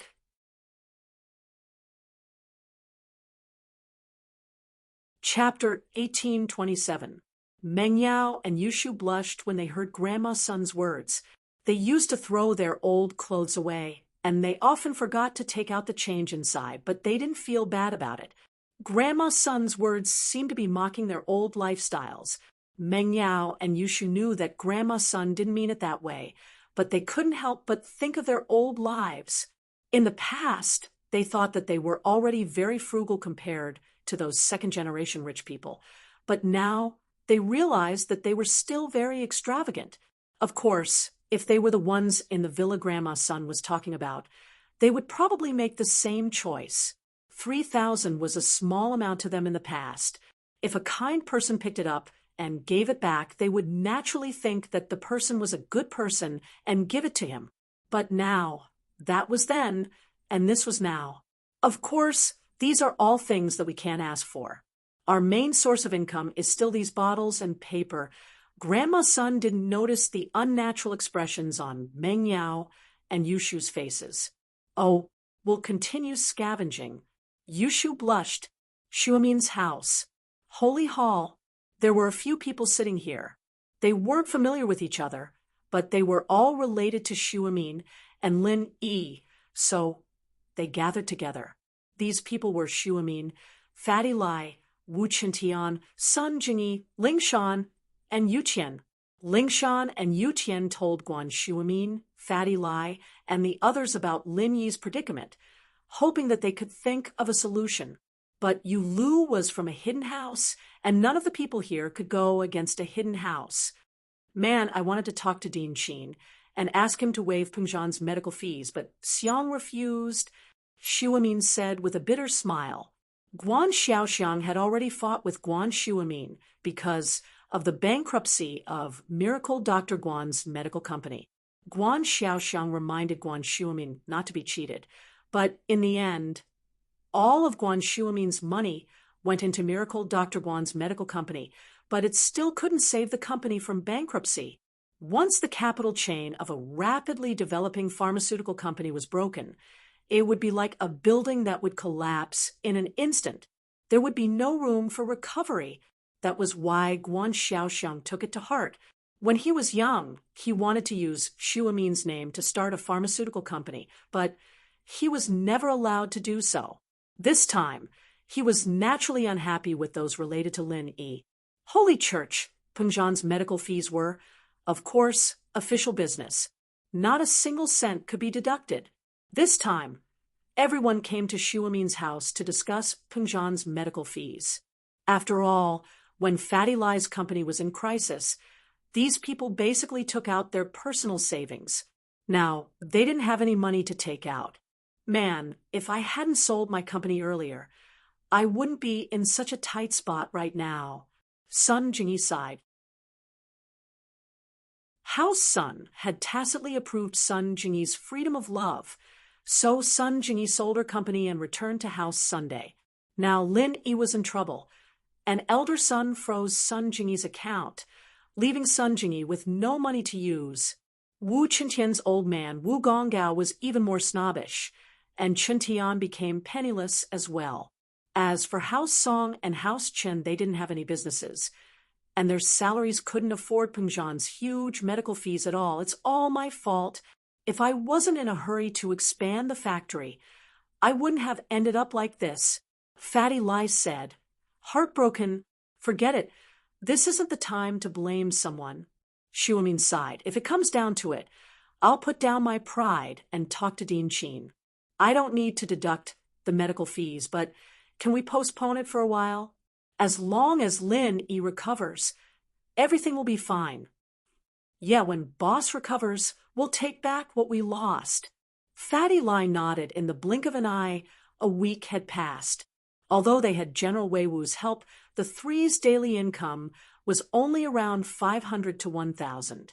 There weren't many problems, and Lin Yi's medical fees were completely supported by the money that Grandma's son didn't have time to deposit in the bank. But seeing that the money was dwindling day by day, Meng Yao and Yushu were very worried. If this continued, there would be a day when they wouldn't be able to hold on until Lin Yi woke up. If it comes down to it, let's get Skybolt Pig to join the operation tomorrow. Meng Yao said. Skybolt Pig was currently staying with Lin Yi at home every day. Since Skybolt's body was too unique, Meng Yao didn't want to attract people's attention if she brought him out, but there was no other choice now. Skybolt Pig. Yushu suddenly had an idea. Skybolt Pig can look for treasures, right? Then, can he look for trash? Yeah. Meng Yao blinked at Yushu's words, but then said happily, how did I forget that? Skybolt Pig can look for treasures, so he can look for treasures in trash too, right? Skybolt Pig, come here. Yushu waved at Skybolt Pig. Skybolt Pig seemed to have heard the conversation between Meng Yao and Yushu, and he walked over unwillingly. Can you find something valuable in the trash? Don't say no, Yushu said to Skybolt Pig. Skybolt Pig was speechless. What was the point of asking if he couldn't say no? He could only nod, feeling wronged. All right then, pretend to be a dog tomorrow. I'll give you some furry clothes, and you'll help us look for treasures, Yushu said. Pretend to be a dog. Skybolt Pig shook his head at that. He was different from humans, and he was used to not wearing clothes. Wouldn't he die of heat if he wore furry clothes all of a sudden? I'm telling you, if you don't help us look for treasures, Shield Bro won't wake up, and no one will help you level up. You'll just have to fend for yourself, Yushu threatened. Skybolt Pig wasn't scared at all, and he nodded quickly after hearing Yushu's words. He'll pretend to be a dog then. I'll depend on your performance tomorrow. Yushu nodded, satisfied. In fact, Meng Yao and Yushu didn't have much hope before Skybolt Pig joined the scavenger hunt. Target equals _blank.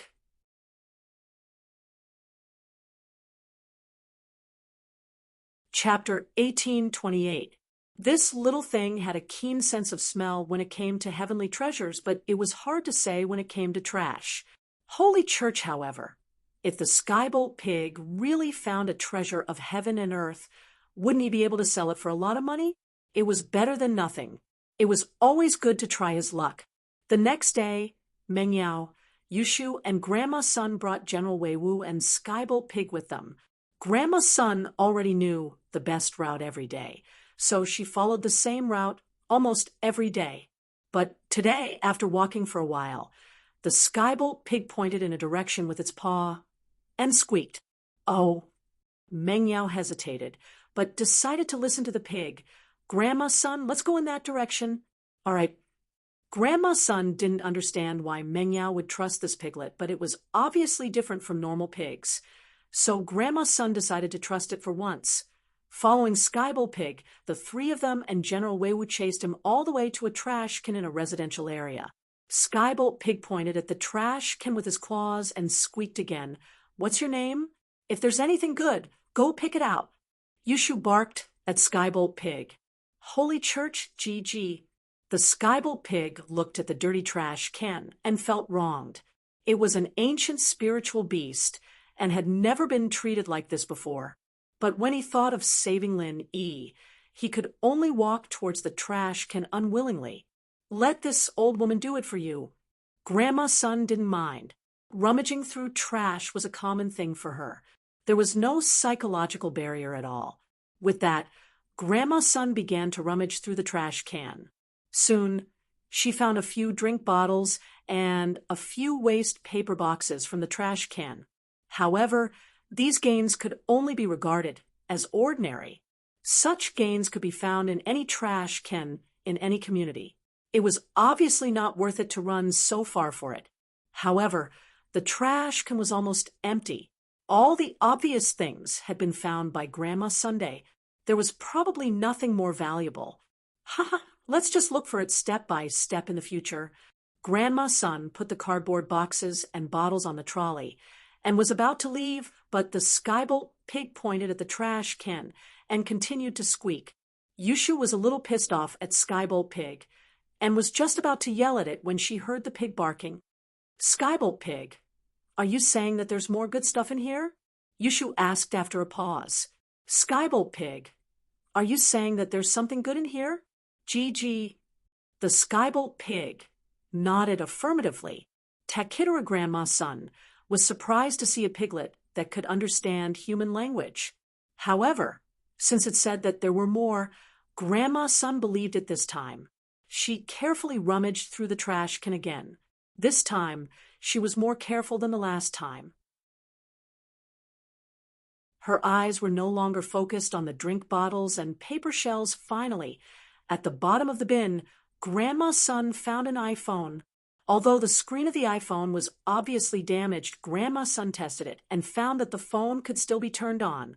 In other words, the owner of the phone might have thrown it away after the screen was damaged and didn't bother to repair it. Grandma Sun picked up junk every day, and naturally, she had a lot of experience. It was common for her to find broken phones like this. And this iPhone only had a broken screen. If the other functions were normal, she could sell it to a second-hand phone shop for at least $1,000. This reward made Grandma Sun overjoyed. She didn't expect this little pig to have such abilities. The reward of this broken phone was equivalent to 2 days of her usual income. Can this broken phone be sold for money? Meng Yao looked at the excited Grandma Sun strangely and asked, Of course, this is the latest model. It's just the broken screen, and the other functions should be fine. If you sell it to a second-hand shop, you can sell it for at least $1,000. Grandma Sun said. Meng Yao's face turned red. This was the first time she knew that a broken phone like this could be sold for money. She would throw it away when there was a problem with her phone in the past. She would never think of selling it. Not bad, Skybolt Pig. Yushu looked at Skybolt Pig with praise. Continue if you can earn more money every day. Shield Bro will wake up soon, and I'll ask him to help you level up. Oink oink. Skybolt Pig heard Yushu's words and nodded happily. After leaving the place, the three didn't return to their previous location. Instead, they started to pick up scraps on the streets of the district. This time, it didn't take long before Skybolt Pig pointed at a direction and barked again. This time, Grandma's son was experienced. Without Meng Yao and Yushu saying anything, she pushed the cart and followed Skybolt Pig. She was afraid that if she was one step late, the good things would be taken by others. Skybolt Pig led the way, and after a few turns, they came to another residential area. There was a family moving, and beside the moving company's car, there was an old refrigerator and some old furniture. Skybolt Pig pointed at the old refrigerator and the old furniture and barked. Excuse me, do you not want these things anymore? Grandma's son hesitated and walked to the moving company's car. She asked the person who was obviously the employer, Nope, I bought a new house. This thing is old, and it's not very useful anymore. If you want it, I'll give it to you. The employer waved his hand casually and said to Grandma Sunday, the refrigerator wasn't very old, and it looked like it could still be used. The furniture that was thrown away was a copper bedside table, some angle iron, and wooden boards. This kind of copper bed was not popular anymore. The employer probably got rich and bought a new house, and these old things that affected the style of the house were definitely not going to be used anymore. Thank you very much, Grandma's son said, and moved the refrigerator and the copper bedside table to the cart. According to Grandma's son's experience, this refrigerator could be sold for at least $300 to $500, and the copper bedside table could be sold for a few hundred just by selling it as scrap copper. These two things added up to almost 1,000. The moving company workers looked at Grandma's son with envy. Obviously, they wanted to get these old things back from the employer, but they didn't expect that someone else would ask for it first. In the blink of an eye, 2,000 yuan was in her hands. Grandma's son really admired Skybolt Pig. With this little guy participating, it wasn't just scavenging. It was simply picking up money. In one morning, Grandma's son and the other two went to the old goods recycling market and the second-hand phone recycling market 3 times and got more than 3,000 yuan in one go. Target equals _blank.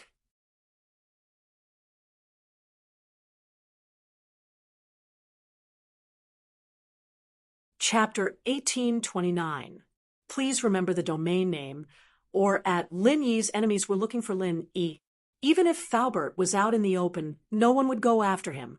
After all, Peng Zhan was a cripple, and he could die at any moment. No practitioner would go after someone who was about to die. Besides, Peng Zhan didn't have anything left anymore. There was no way a hidden house would do something like this without any benefits or benefits. It was a taboo for Earth-class masters to enter the common world, and attacking normal people was even more so. No one wanted to cross that line. After hanging up, Meng Yao, Yushu, and the old grandma went to a nearby bank and transferred the 100,000 from the old grandma and Jiang Wen to Faubert. Li Fu. When the money was transferred, the old lady glanced at the name on the money order and subconsciously read it out in her mind. Yes, it's Faubert's name. Have you heard of him, Grandma? Meng Yao nodded. No. The old grandma shook her head. It's a familiar feeling, but I don't know him. Grandma. So your surname is Sunday. I'll call you Grandma's son from now on. Meng Yao looked at the name on Grandma's son's bankbook and found out that her surname was Sunday. I think it's Sun. It's been so long, I don't really remember it. I got this name when I moved here, Grandma's son said. Meng Yao paused. She realized that Grandma's son always said that it was too long ago, and she couldn't remember it. Maybe something happened to Grandma's son, and she forgot about it, or she didn't want to talk about it. but Meng Yao wasn't a meddlesome person, so she didn't ask too much. After transferring the money to Faubert, the three left the bank and began their day of scavenging. The autumn sun was cruel. This was the meaning of the tiger of autumn. Under the hot sun, an old grandma brought two girls through the streets and alleys, searching through every trash can and every corner of the business district. This was a route that the old grandma had walked for many years, and the harvest every day was about the same. It wasn't bad, but it wasn't much either. At the end of the day, 200 to 300 yuan of income was already very good. It was a far cry from the 5,000 yuan that Xiao Shu expected. General Wei Wu, other dogs have sensitive noses. You should help. Meng Yao saw that this wasn't going to work, so she started encouraging General Wei Wu. Woof, woof. General Wei Wu was a little troubled. He could teach a dog a lesson, or even a person a lesson, but picking up trash was something he'd never done before. He understood that Meng Yao was doing this for Lin Yi's sake, and so he started learning from Meng Yao and the others going around the corners. With General Wei Wu's help, they managed to pick up a lot of waste paper and beverage bottles from places that weren't easily discovered. However, these could only increase their income by tens of yuan. It was impossible for them to earn more than 1,000 yuan. The day passed quickly, and Meng Yao and Yushu realized that they only got 500 yuan today when they were counting their spoils. It was only a tenth of the 5,000 they needed. However, it was only 500 yuan, and Grandma's son was already very happy.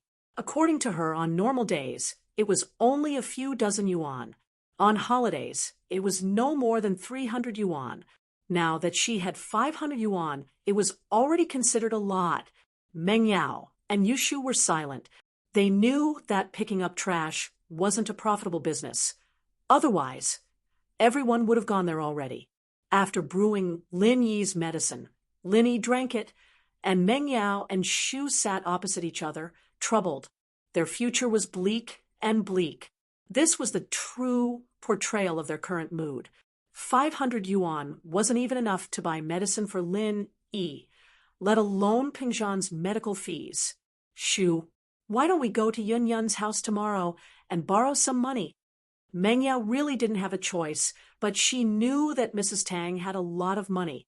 She believed that Mrs. Tang would borrow money to buy medicine for Lin Yi. Yeah, that's the only way. Yushu nodded. However, what they didn't know was that Mrs. Tang had already been taken away by the people from the Snow Valley. First, Tang Yun was worried about her parents who were far away in Songshan. And second, she was afraid that her parents would say something to Lin Yi, making her waste her effort to give Lin Yi the forgetful grass. So, the next day, when Meng Yao and Yushu came to Tang Yun's house, they found that Tang Yun's house was empty. According to the neighbors, there was no one there since a few days ago. At this point, Meng Yao and Yushu could roughly guess Tang Yun's intention, but the problem was that they didn't have Shui Gu's contact information. According to Shui Gu, after Tang Yun stayed there, it meant that they wouldn't be in contact with each other. Naturally, they wouldn't give them any contact information. Mrs. Tang couldn't be helped, and Yun Yun and Xiao Xiao couldn't be contacted. Meng Yao and Yushu could only rely on Old Lin. But while Old Lin had his own herb garden, and most of the ingredients were there, Pingzhan's medical fees were still nowhere to be found. Old Lin's herbs were barely enough to sustain Lin Yi's medicine, and Pingzhan's medical fees were nowhere to be found. Furthermore, the West Star Mountain Village did not have express deliveries, and Old Lin could not leave the West Star Mountain Village. It was a very troublesome matter to send the medicinal herbs to a courier company in a nearby town. By the time the medicinal herbs were sent out, it would be too late. Distant water could not put out a nearby fire. Helpless, Meng Yao and Yushu could only continue to scavenge with Grandma Sunday. But after 2 days of scavenging, Meng Yao and Yushu realized that there were many competitors in this line of work. Other than them, there were also other scavengers, and in this line of work, it was all about eyes and hands. It didn't matter who saw it first, the important thing was who got it first. According to Grandma Sun, there were different rules for scavenging in every city, and Songshan was the same. She had been following this rule for many years, so even if her legs weren't nimble before, she had trained her eyes and hands to be quick. And because of this, after she recovered, her scavenging speed was even faster, obviously faster than the other scavengers, and so her daily harvest was not bad. Actually, just relying on these waste paper and bottles every day isn't the most profitable, Grandma Sun said. Sometimes you can put some in the trash in the residential area, and you can pick up some old furniture and appliances. These are the most profitable. Sometimes, in some rich people's areas, you can find some change in the discarded clothes. It's not much, but sometimes it's at most a few hundred yuan. There was once in front of a villa, I found 3,000 yuan in a leather jacket, and when I went to the villa to return the money, the villa's housekeeper only said thank you and let me leave. For the latest chapters, please log on. It's a pleasure to read, and I recommend you bookmark it. Target equals _blank.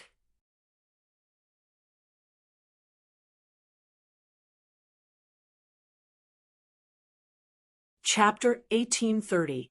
Chapter 1842, Skybolt Pig's Treasure Hunt. Part 1. Meng Yao and Yushu blushed when they heard Grandma Sun's words. They used to throw their old clothes away, and they often forgot to take out the change inside, but they didn't feel bad about throwing them away. Grandma Sun's words seemed to be mocking their old lifestyles. Meng Yao and Yushu knew that Grandma Sun didn't mean it like that, but they couldn't help but think about their old lives. In the past, they thought that they were already very thrifty compared to some rich second generations who lived a luxurious life, but now they found that they were still very extravagant. Of course, if they were the people in the villa that Grandma Sun had mentioned, they might have made the same choice. 3,000 was a small amount to them in the past. If someone kind enough picked it up and gave it back, they would naturally think that the person was a good person and give it to him. But now, that was then, and this was now. Of course, these are all things that we can't ask for. Our main source of income is still these waste paper and bottles. Grandma Sun didn't notice the unnatural expression on Meng Yao and Yushu's faces. Oh, let's continue to scavenge. Yushu blushed. Guan Shuamin's house. There were a few people sitting here. They weren't familiar with each other, but they were all related to Guan Shuamin and Lin Yi, so they gathered together. These people were Guan Shuamin, Fatty Lai, Wu Qintian, Sun Jingyi, Lingshan, and Yuqian. Lingshan and Yuqian told Guan Shuamin and Fatty Lai about Lin Yi's predicament, hoping that they could think of a way to solve it. But Yu Lu was from a hidden house, and none of the people here could go against a hidden house. Man, I wanted to talk to Dean Sheen and ask him to waive Pengzhan's medical fees, but Xiang turned me down, Shuamin said with a bitter smile. Guan Xiaoxiang had already fought with Guan Shuamin because of the bankruptcy of Miracle Dr. Guan's medical company. Guan Xiaoxiang reminded Guan Shuamin not to be cheated, but in the end, all of Guan Shuamin's money went into Miracle Dr. Guan's medical company, but it still couldn't save the company from bankruptcy. Once the capital chain of a rapidly developing pharmaceutical company was broken, it would be like a building that would collapse in an instant. There would be no room for recovery. That was why Guan Xiaoxiang took it to heart. When he was young, he wanted to use Shuamin's name to start a pharmaceutical company, but he was never allowed to do so. This time, he was naturally unhappy with those related to Lin Yi. Pengzhan's medical fees were, of course, official business. Not a single cent could be deducted. This time, everyone came to Guan Shuamin's house to discuss Pengzhan's medical fees. After all, when Fatty Lai's company was in crisis, these people basically took out their personal savings. Now, they didn't have any money to take out. Man, if I hadn't sold my company earlier, I wouldn't be in so much trouble right now. Sun Jingyi sighed. House Sun had tacitly agreed to Sun Jingyi's freedom of love, so Sun Jingyi sold her company and returned to House Sunday. Now Lin Yi was in trouble, and elder Sun froze Sun Jingyi's account, leaving Sun Jingyi with no money to use. Wu Qintian's old man Wu Gonggao was even more snobbish, and Chun Tian became penniless as well. House Song and House Qin, on the other hand, weren't families with much business. Their salaries wouldn't be enough to pay for Pengzhan's medical fees. It's all my fault. If I wasn't in a hurry to expand the factory, I wouldn't have ended up like this. Fatty Lai said, heartbroken. Forget it. This isn't the time to blame. Guan Shuimin sighed. If it comes down to it, I'll put down my pride and talk to Dean Qin. I don't need to deduct the medical fees, but can we postpone it for a while? As long as Lin Yi recovers, everything will be fine. Yeah, when boss recovers, we'll take back what we lost. Fatty Lai nodded. In the blink of an eye, a week had passed. Although they had General Wei Wu's help, the three's daily income was only 500 to 1,000. There weren't many problems, and Lin Yi's medical fees were completely supported by the money that Grandma Sun didn't have time to deposit in the bank. But seeing that the money was dwindling day by day, Meng Yao and Yushu were very worried. If this continued, there would be a day when they wouldn't be able to last until Lin Yi woke up. If it comes down to it, let's get Skybolt Pig to join the operation tomorrow, Meng Yao said. Skybolt Pig was currently staying with Lin Yi at home every day. Since Skybolt's body was too unique, Meng Yao didn't want to attract people's attention if she brought him out, but there was no other choice now. Skybolt Pig. Yushu suddenly had an idea. Isn't Skybolt Pig able to find treasures? In that case, can it find junk? Yeah. Meng Yao blinked at Yushu's words. How did I forget that? If Skybolt Pig can find treasures, then it should be able to find treasures in trash as well. Right? Skybolt Pig, come here. Yushu waved at Skybolt Pig. Skybolt Pig seemed to have heard the conversation between Meng Yao and Yushu and walked over unwillingly. Can you find something valuable in the trash?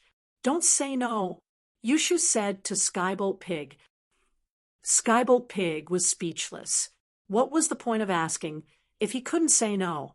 He could only nod his head in grievance. All right, you'll pretend to be a dog tomorrow. I'll give you some furry clothes, and you'll help us search for treasures, Yushu said. Disguised as a dog, the Skybolt Pig immediately shook its head. It was different from humans. It was used to not wearing clothes. If it suddenly wore furry clothes, wouldn't it die from the heat? I'm telling you, Shield Bro won't wake up if you don't help with the treasure hunt. No one's going to help you level up in the future. You'll be on your own, Yushu threatened. Skybolt Pig wasn't scared at all. After hearing Yushu's words, he quickly nodded in agreement. Let's pretend to be a dog then. We'll see how you perform tomorrow. Yushu nodded in satisfaction. In actuality, Meng Yao and Yushu didn't have much hope before Skybolt Pig joined the scavenger hunt. Target equals _blank.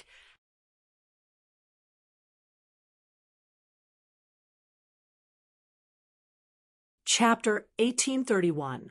This little thing had a sharp nose for treasures, but it was hard to say when it came to trash. Please remember, but if Skybolt Pig really did find a treasure, wouldn't he be able to sell it for a lot of money? It was better than nothing. It was always good to try his luck.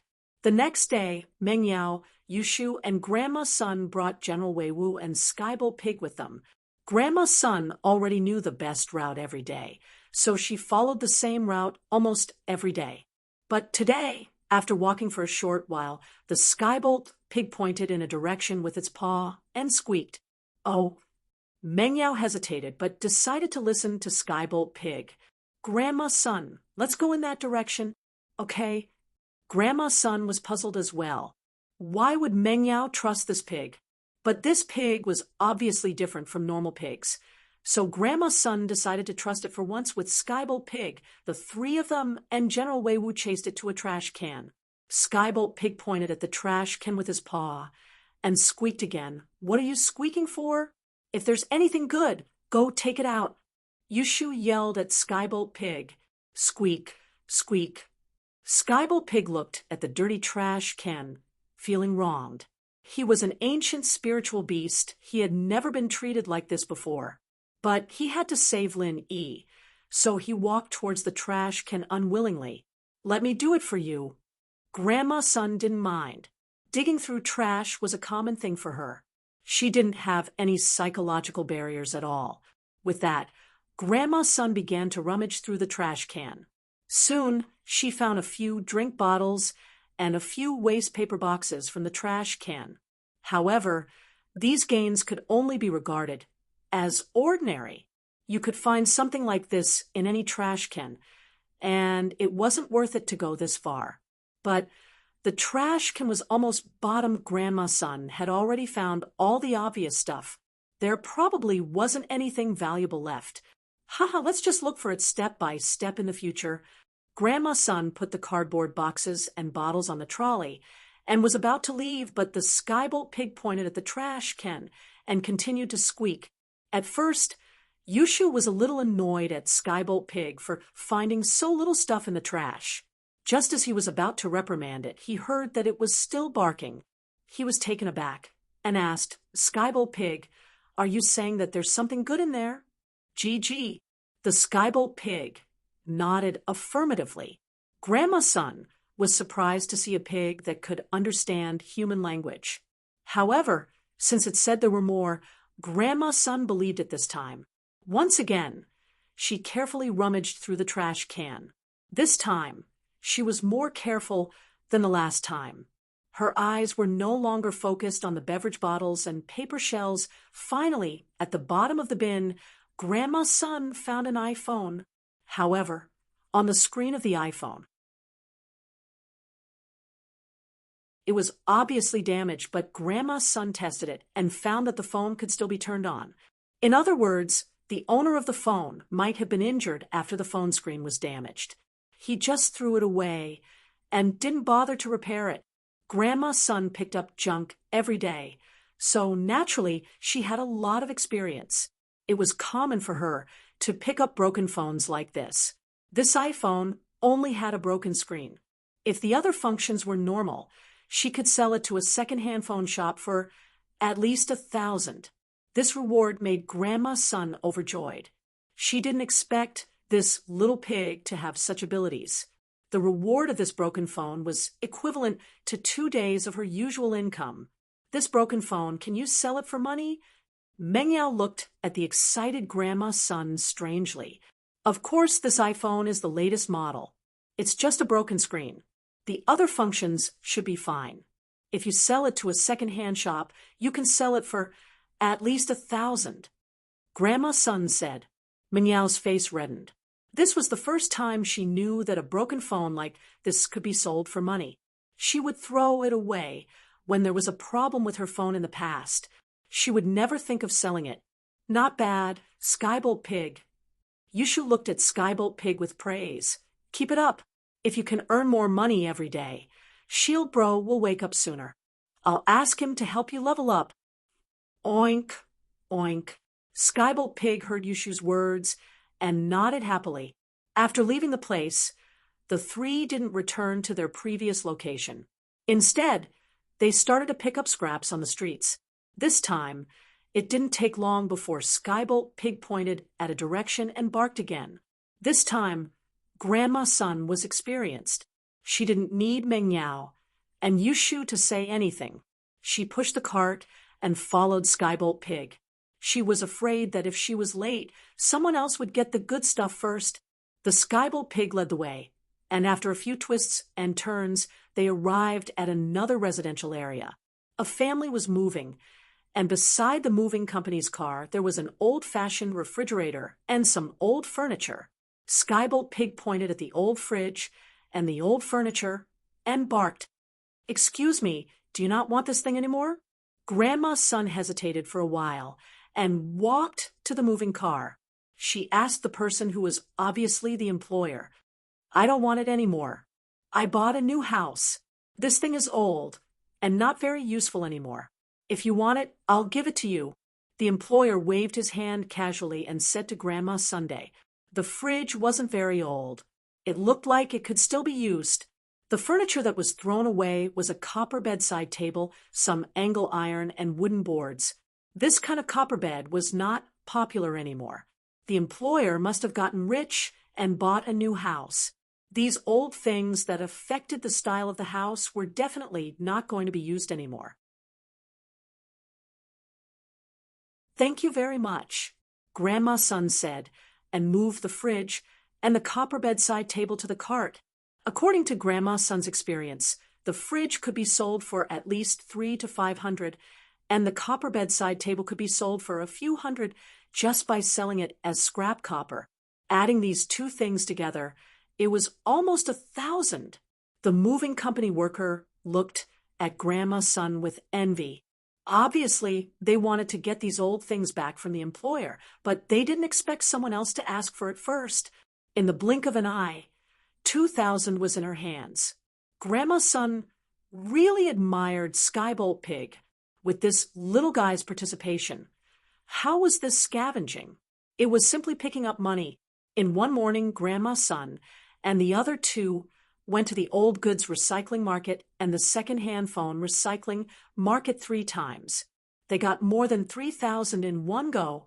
Target equals _blank.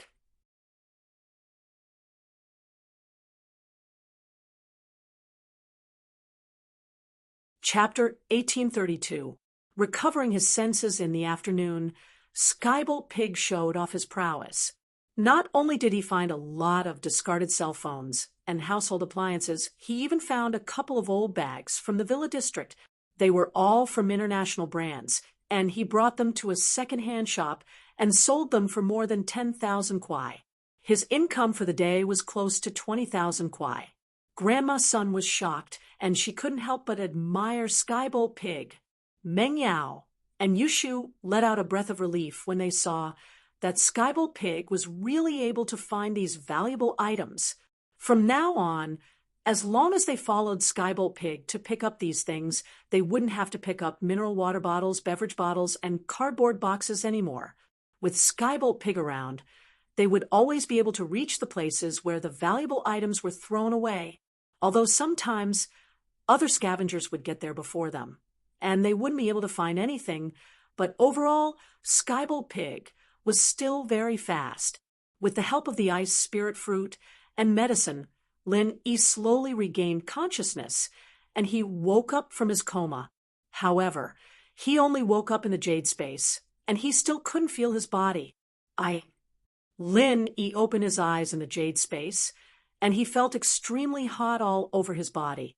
Every single meridian in his body felt like it was on fire, and it was very painful. "You're awake?" Jiao Yazi saw that Lin Yi had woken up, and he was surprised and happy at the same time. Jiao Yazi had been panicking all this time. He was just a phantom, and he couldn't do anything about Lin Yi's coma.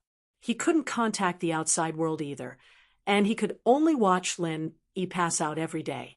Although Jiao Yazi could feel that Lin Yi's body temperature was dropping, he couldn't guarantee that Lin Yi would wake up. It all depended on how the outside world treated Lin Yi. Now that Lin Yi had woken up, he could finally breathe a sigh of relief.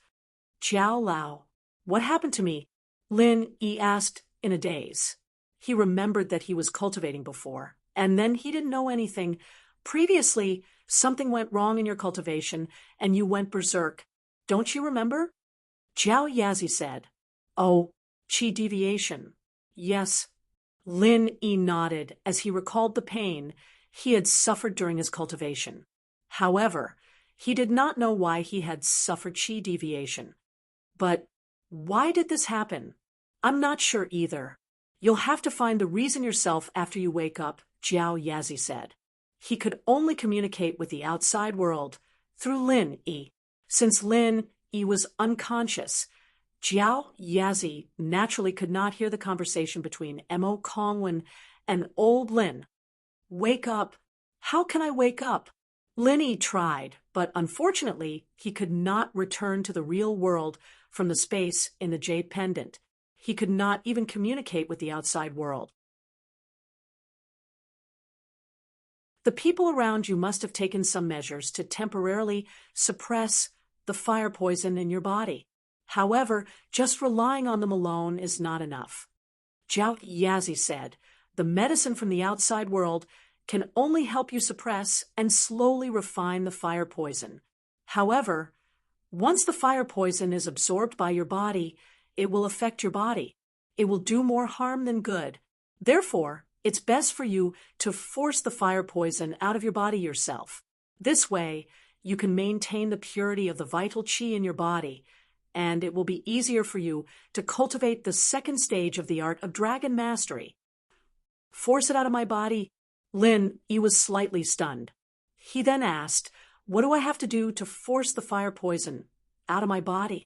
You can try to use the art of dragon mastery to guide the vital qi in your body to gather all the fire poison in your meridians. Then you can release the fire poison in one go, like how you released a vital qi bomb.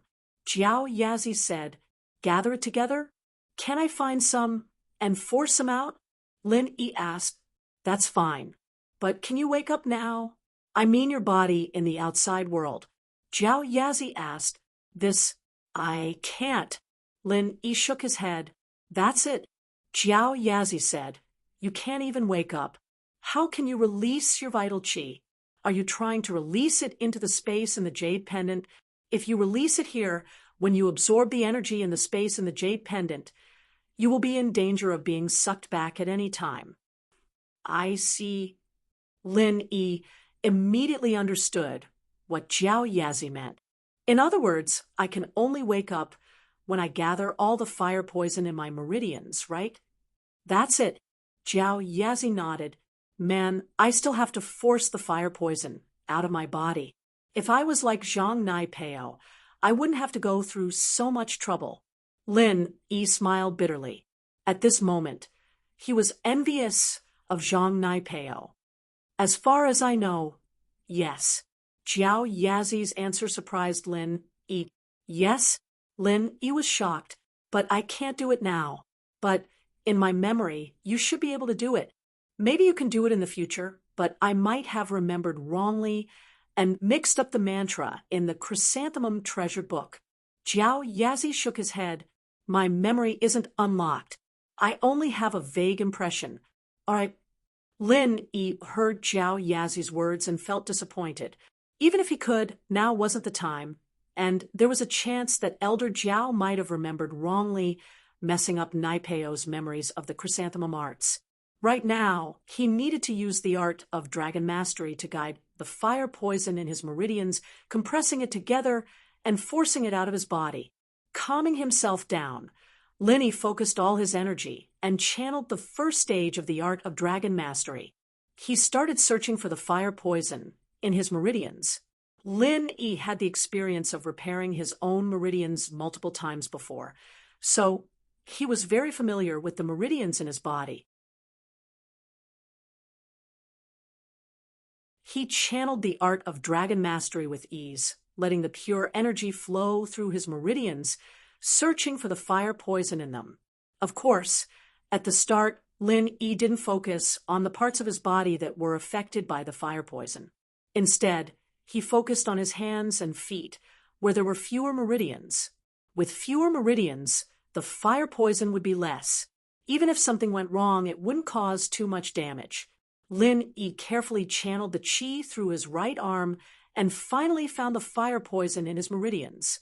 Strictly speaking, this fire poison was a mutated fire qi.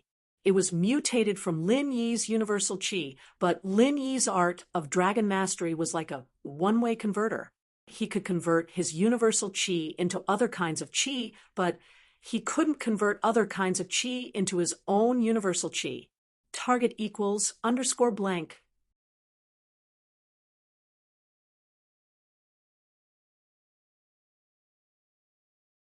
Chapter 1833. A delightful discovery. This was the exact opposite of Naipeo. This was also why Lin Yi envied Naipeo. But looking at it from a different point, Naipeo could convert other people's qi into his own, and that meant that his qi wouldn't have any healing abilities. Lin Yi still had an advantage in this aspect. This mutated fire poison qi filled every corner of Lin Yi's arm. They weren't connected, but were spread out. Perhaps it was because of the suppression from the outside world. They were temporarily suppressed by the qi in his body. Without the suppression from the outside world, they would probably have the upper hand. Lin Yi carefully used his own qi to surround the fire poison qi, thinking of a way to gather it all together. Only by gathering it together and suppressing it would Lin Yi wake up and force it out of his body. But while it sounded easy, it was extremely difficult to do. When Lin Yi's qi came into contact with the fire poison qi, the originally peaceful fire poison qi became restless again. Lin Yi suddenly felt an incomparably hot aura coming from the fire poison qi, making his entire body shiver. This fire poison qi was terrifying. It was just a moment, but it was enough to make people feel intimidated, not wanting to go near it at all. As expected, going mad was the biggest obstacle in the path of martial arts. Since the ancient times, there had been many geniuses who had been ruined by going mad, either going mad for the rest of their lives or exploding and dying. Even with Lin Yi's strong willpower, when he first came into contact with the fire poison qi, he had the urge to give up immediately. But Lin Yi took a deep breath, gritted his teeth, and persevered. He quickly channeled the first stage of the art of dragon mastery, using his qi to force the fire poison qi to his right hand. Lin Yi was prepared to force all the fire poison qi in his body to his right hand, and then force it out at the same time. But in the next moment, Lin Yi realized that while his thoughts were perfect, the fire poison qi didn't seem to listen to the art of dragon mastery at all. It even seemed to be resisting it. This shocked Lin Yi. How could this fire poison qi be so strong? Dash! After half an hour of struggle, Lin Yi finally couldn't hold it in any longer and gave up. This was because he realized that no matter how hard he tried, the fire poison qi didn't listen to his command and didn't move at all. You tell me to go east, I won't go west, but I won't go east either. I'll stay where I am. What can you do to me? Although it was only half an hour, Lin Yi was already sweating profusely. He felt that the strength he used to fight the fire poison qi for half an hour was more difficult than breaking through to the next level. Jiao Lao, I can't do it anymore. The fire poison qi doesn't listen to me at all. I can't force them together. Lin Yi smiled bitterly and said to Jiao Lao, "That's right. If it listened to you, then it would be strange."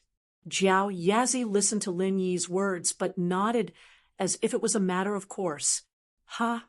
Lin Yi's eyes widened, and he said in surprise, "What do you mean? Isn't this what you want me to do?"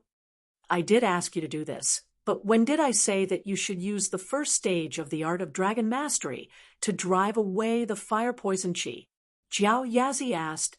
"If I don't use the first stage, then use the second stage?" Lin Yi retorted confidently. "It's because I trained in the second stage that I went crazy. Wouldn't I be looking for death if I still used the second stage? Didn't you already lose control? Furthermore, the people in the outside world must have given you the antidote to suppress your qi deviation. You have already passed the second stage of body tempering and the early stage of foundation establishment. You won't suffer qi deviation anymore. At least, you won't suffer qi deviation for the same reason." Jiao Yazi explained, "This fire poison qi is caused by the qi deviation when you cultivated the second stage of the art of dragon mastery. You want to use the first stage of the art of dragon mastery to drive it away?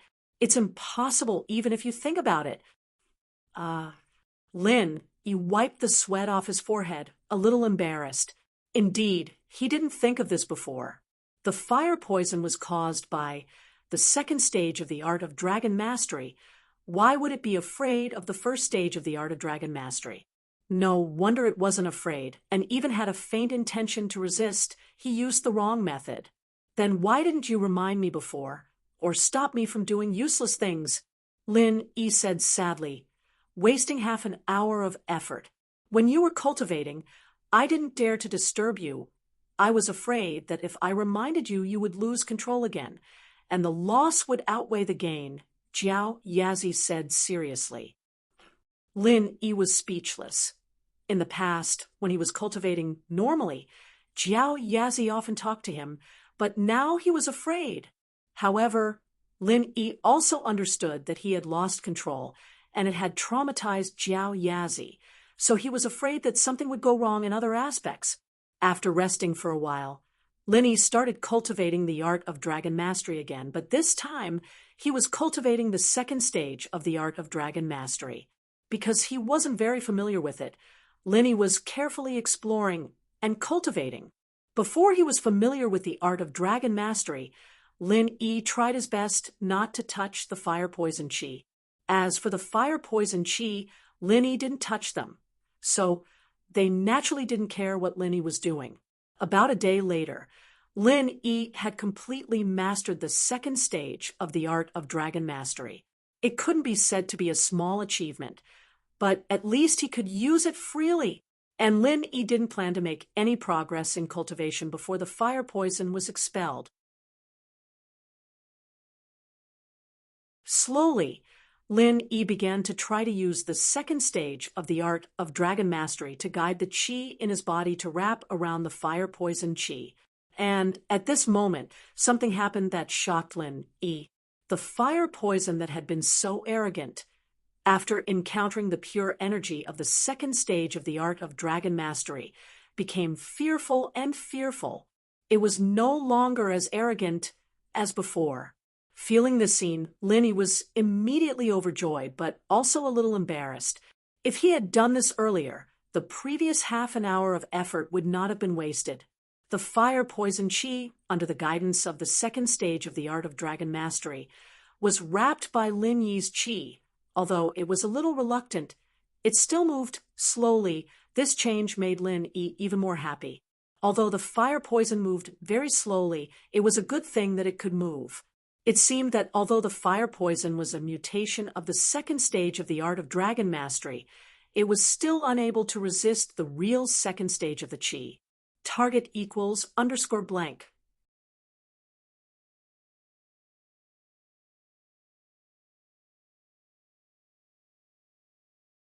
Chapter 1834.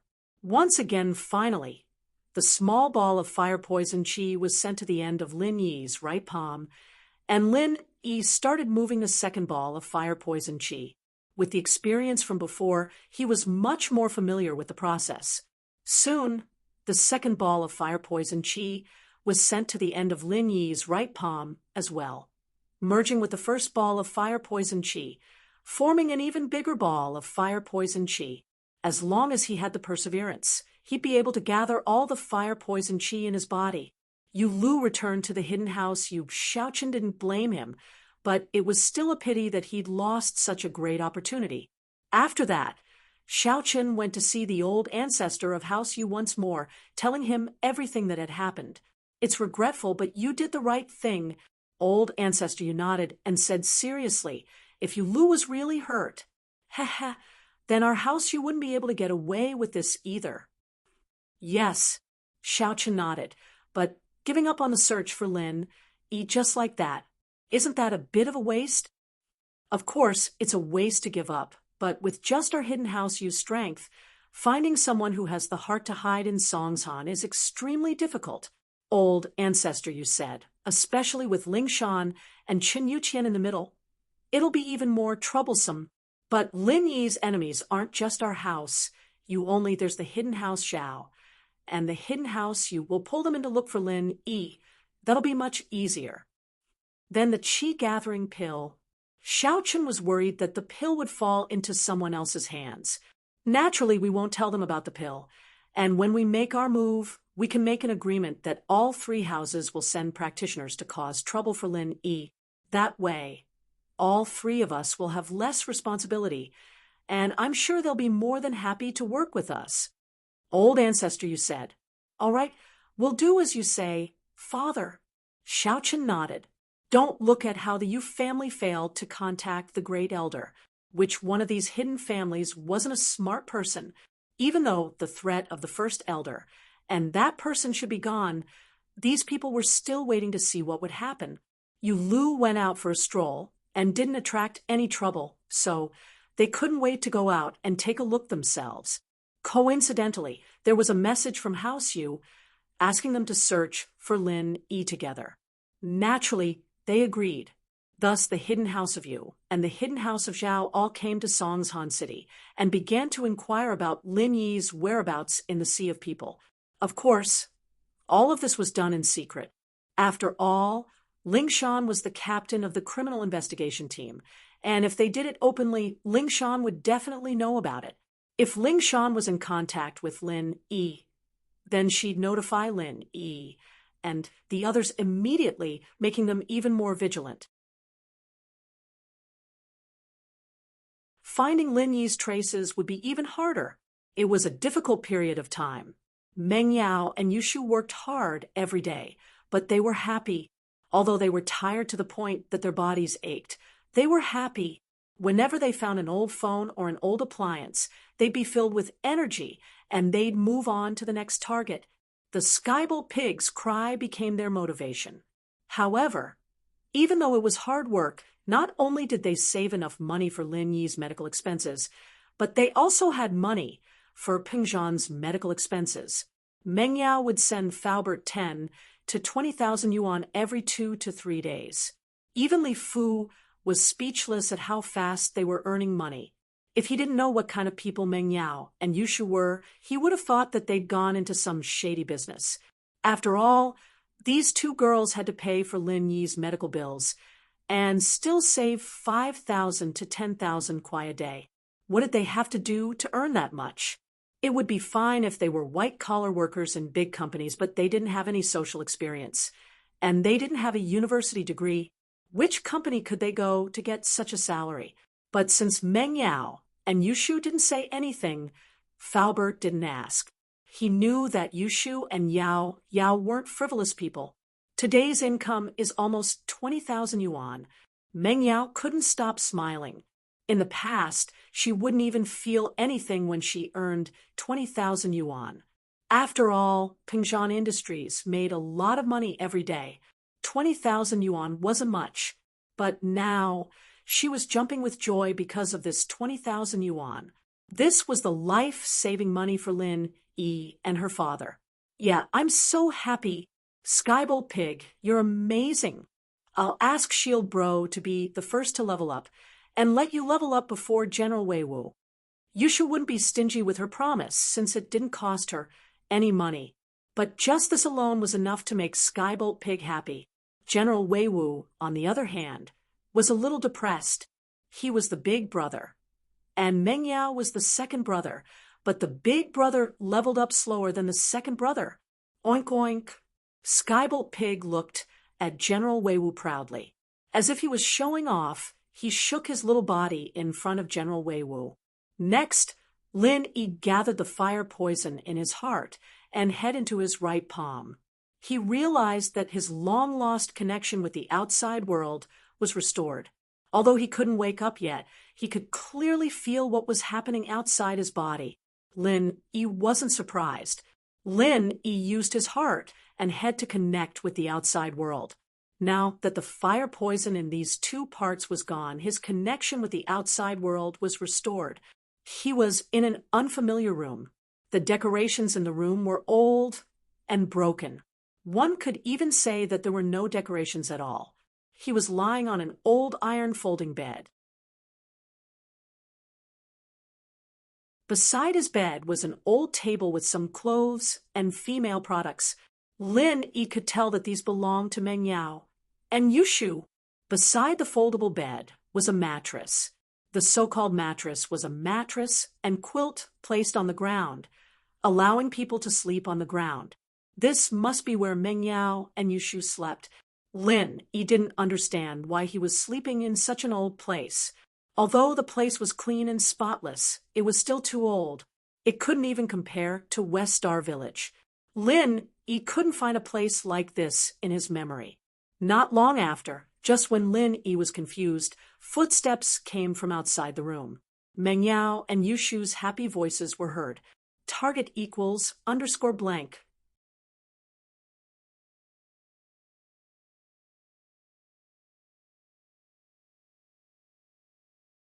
Chapter 1835. Touched Yao Yao sis. I didn't think that the old laptop could be sold for more than 2,000 just because the hard disk was broken, Yushu said excitedly. I thought it would only be a few hundred, but today we broke the 20,000 mark. Yeah, but thanks to Grandma's son's connections, we wouldn't be able to understand why those second-hand electronics merchants would lie to us. Meng Yao was happy as well. Today's income was more than what they had expected. Linny listened to the two and couldn't help but feel strange. What laptop sold for more than 2,000? Who was Grandma's son?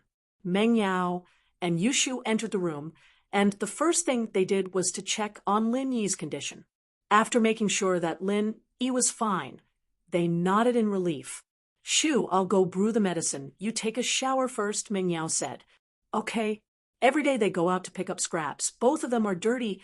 This is something that Xiao Shu and Yao Yao, who love to be clean, how can they stand it? Luckily, Grandma's son had an old-fashioned water heater, so they could take a shower every night before going to bed.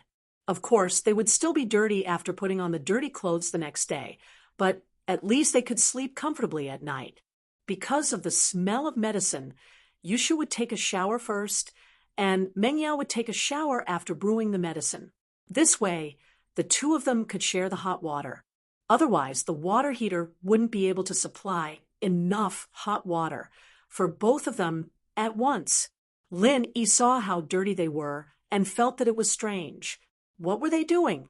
However, Lin Yi could only sense what was going on in the outside world. He couldn't ask with a clear mind, so he could only bury the question in his heart. However, what Lin Yi didn't expect was that Yushu started taking off her clothes not long after Meng Yao left the room. In a blink of an eye, she was naked. Lin Yi felt like his blood was about to explode. Although he had seen Shu naked before, Lin Yi realized that he could see things more clearly with his senses. Previously, he only had a cursory glance, but now he could see everything clearly. Shield bro, after Shu showers, I'll help you wipe your body. You haven't showered in a while, too. Yushu didn't know that Lin Yi could sense her as she walked up to Lin Yi. Suddenly, Lin Yi felt like he couldn't stand it anymore. His body was burning hot because of Shu. The fire poison that was originally under control started to get restless again. This situation shocked Lin Yi. He quickly cut off his connection with the outside world. Although Xiao Shu was beautiful, if he looked at her any longer, he would be even more obsessed. Lin Yi didn't dare to look at her anymore. Lin Yi calmed himself down and quickly gathered his thoughts. Lust was like a knife to his head. He almost went crazy again because of this. This made Lin Yi very scared. What's wrong? Zhao Yazi looked at Lin Yi strangely. He didn't know why he was so short of breath. Nothing. Lin Yi was too embarrassed to say what he saw. He smiled bitterly and continued to push the fire poison into the meridians of his right hand. After a while, Lin Yi realized that his body in the outside world seemed to have been lifted up by someone. Curious, Lin Yi stopped expelling the poison and used his senses to sense what was going on in the outside world. He realized that Meng Yao was slowly helping him up, feeding him a bowl of medicine that she'd brewed. Lin Yi had no idea what the medicine tasted like and whether it was hot or not. He was only using his senses to communicate with the outside world. If he could smell a medicine, it meant that he was about to wake up. But Lin Yi was puzzled. What was this place? School is about to start, and Lin Yi hasn't woken up yet. We can't go and register.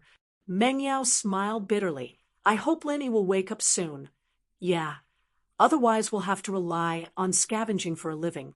Although we have Skybolt Pig, we can find good stuff every day. Yushu nodded. It's been a tough but fulfilling life. Shu, we can finally do something for Lin Yi. Meng Yao sighed. Yes, these days have made me understand how difficult it was for Uncle Chu to make money in the past. Little Shu nodded, but when Shield Bro recovers, everything will be fine. We can live like a missy again. Meng Yao was speechless. The more Lin Yi listened to their conversation, the stranger he felt, but he couldn't ask them directly. He could only judge from their conversation that these two seemed to be living a hard life. They relied on scavenging for a living. And the strangest thing was that they were using skybowl pigs to scavenge for scraps. No wonder they could pick up 20,000 yuan worth of junk a day. How could an ordinary person pick up so much? It was an astronomical figure. But for the skybowl pig who had the ability to find treasures, it was really nothing. He could even find treasures, let alone these valuable old things. The two chatted for a while, and Meng Yao went to take a shower. Lin Yi quickly cut off the connection with the outside world. He just saw Shu, and if he saw the miss again, he'd go crazy. After a while, Meng Yao finished her shower and came back with a basin of water. Together with Shu, she wiped Lin Yi's face and hands. As for the other parts of his body, they didn't touch them. Shu was embarrassed, but the miss didn't. The days passed by peacefully, and Lin Yi slowly got rid of the fire poison in the other meridians besides his head and heart. The effects were very obvious, and Lin Yi believed that it wouldn't be long before he woke up if he kept working hard like this. In this period of time, Lin Yi also understood one thing: why Meng Yao and Yushu were here. Through their intermittent conversation, Lin Yi understood that Pengzhan and Fatty Lai were both bankrupt. Not only did they lose their source of income, but there was also House Yu's sixth Yu, who wanted to kill him. So they could only live in Grandma Sun's house every day and scavenge for a living.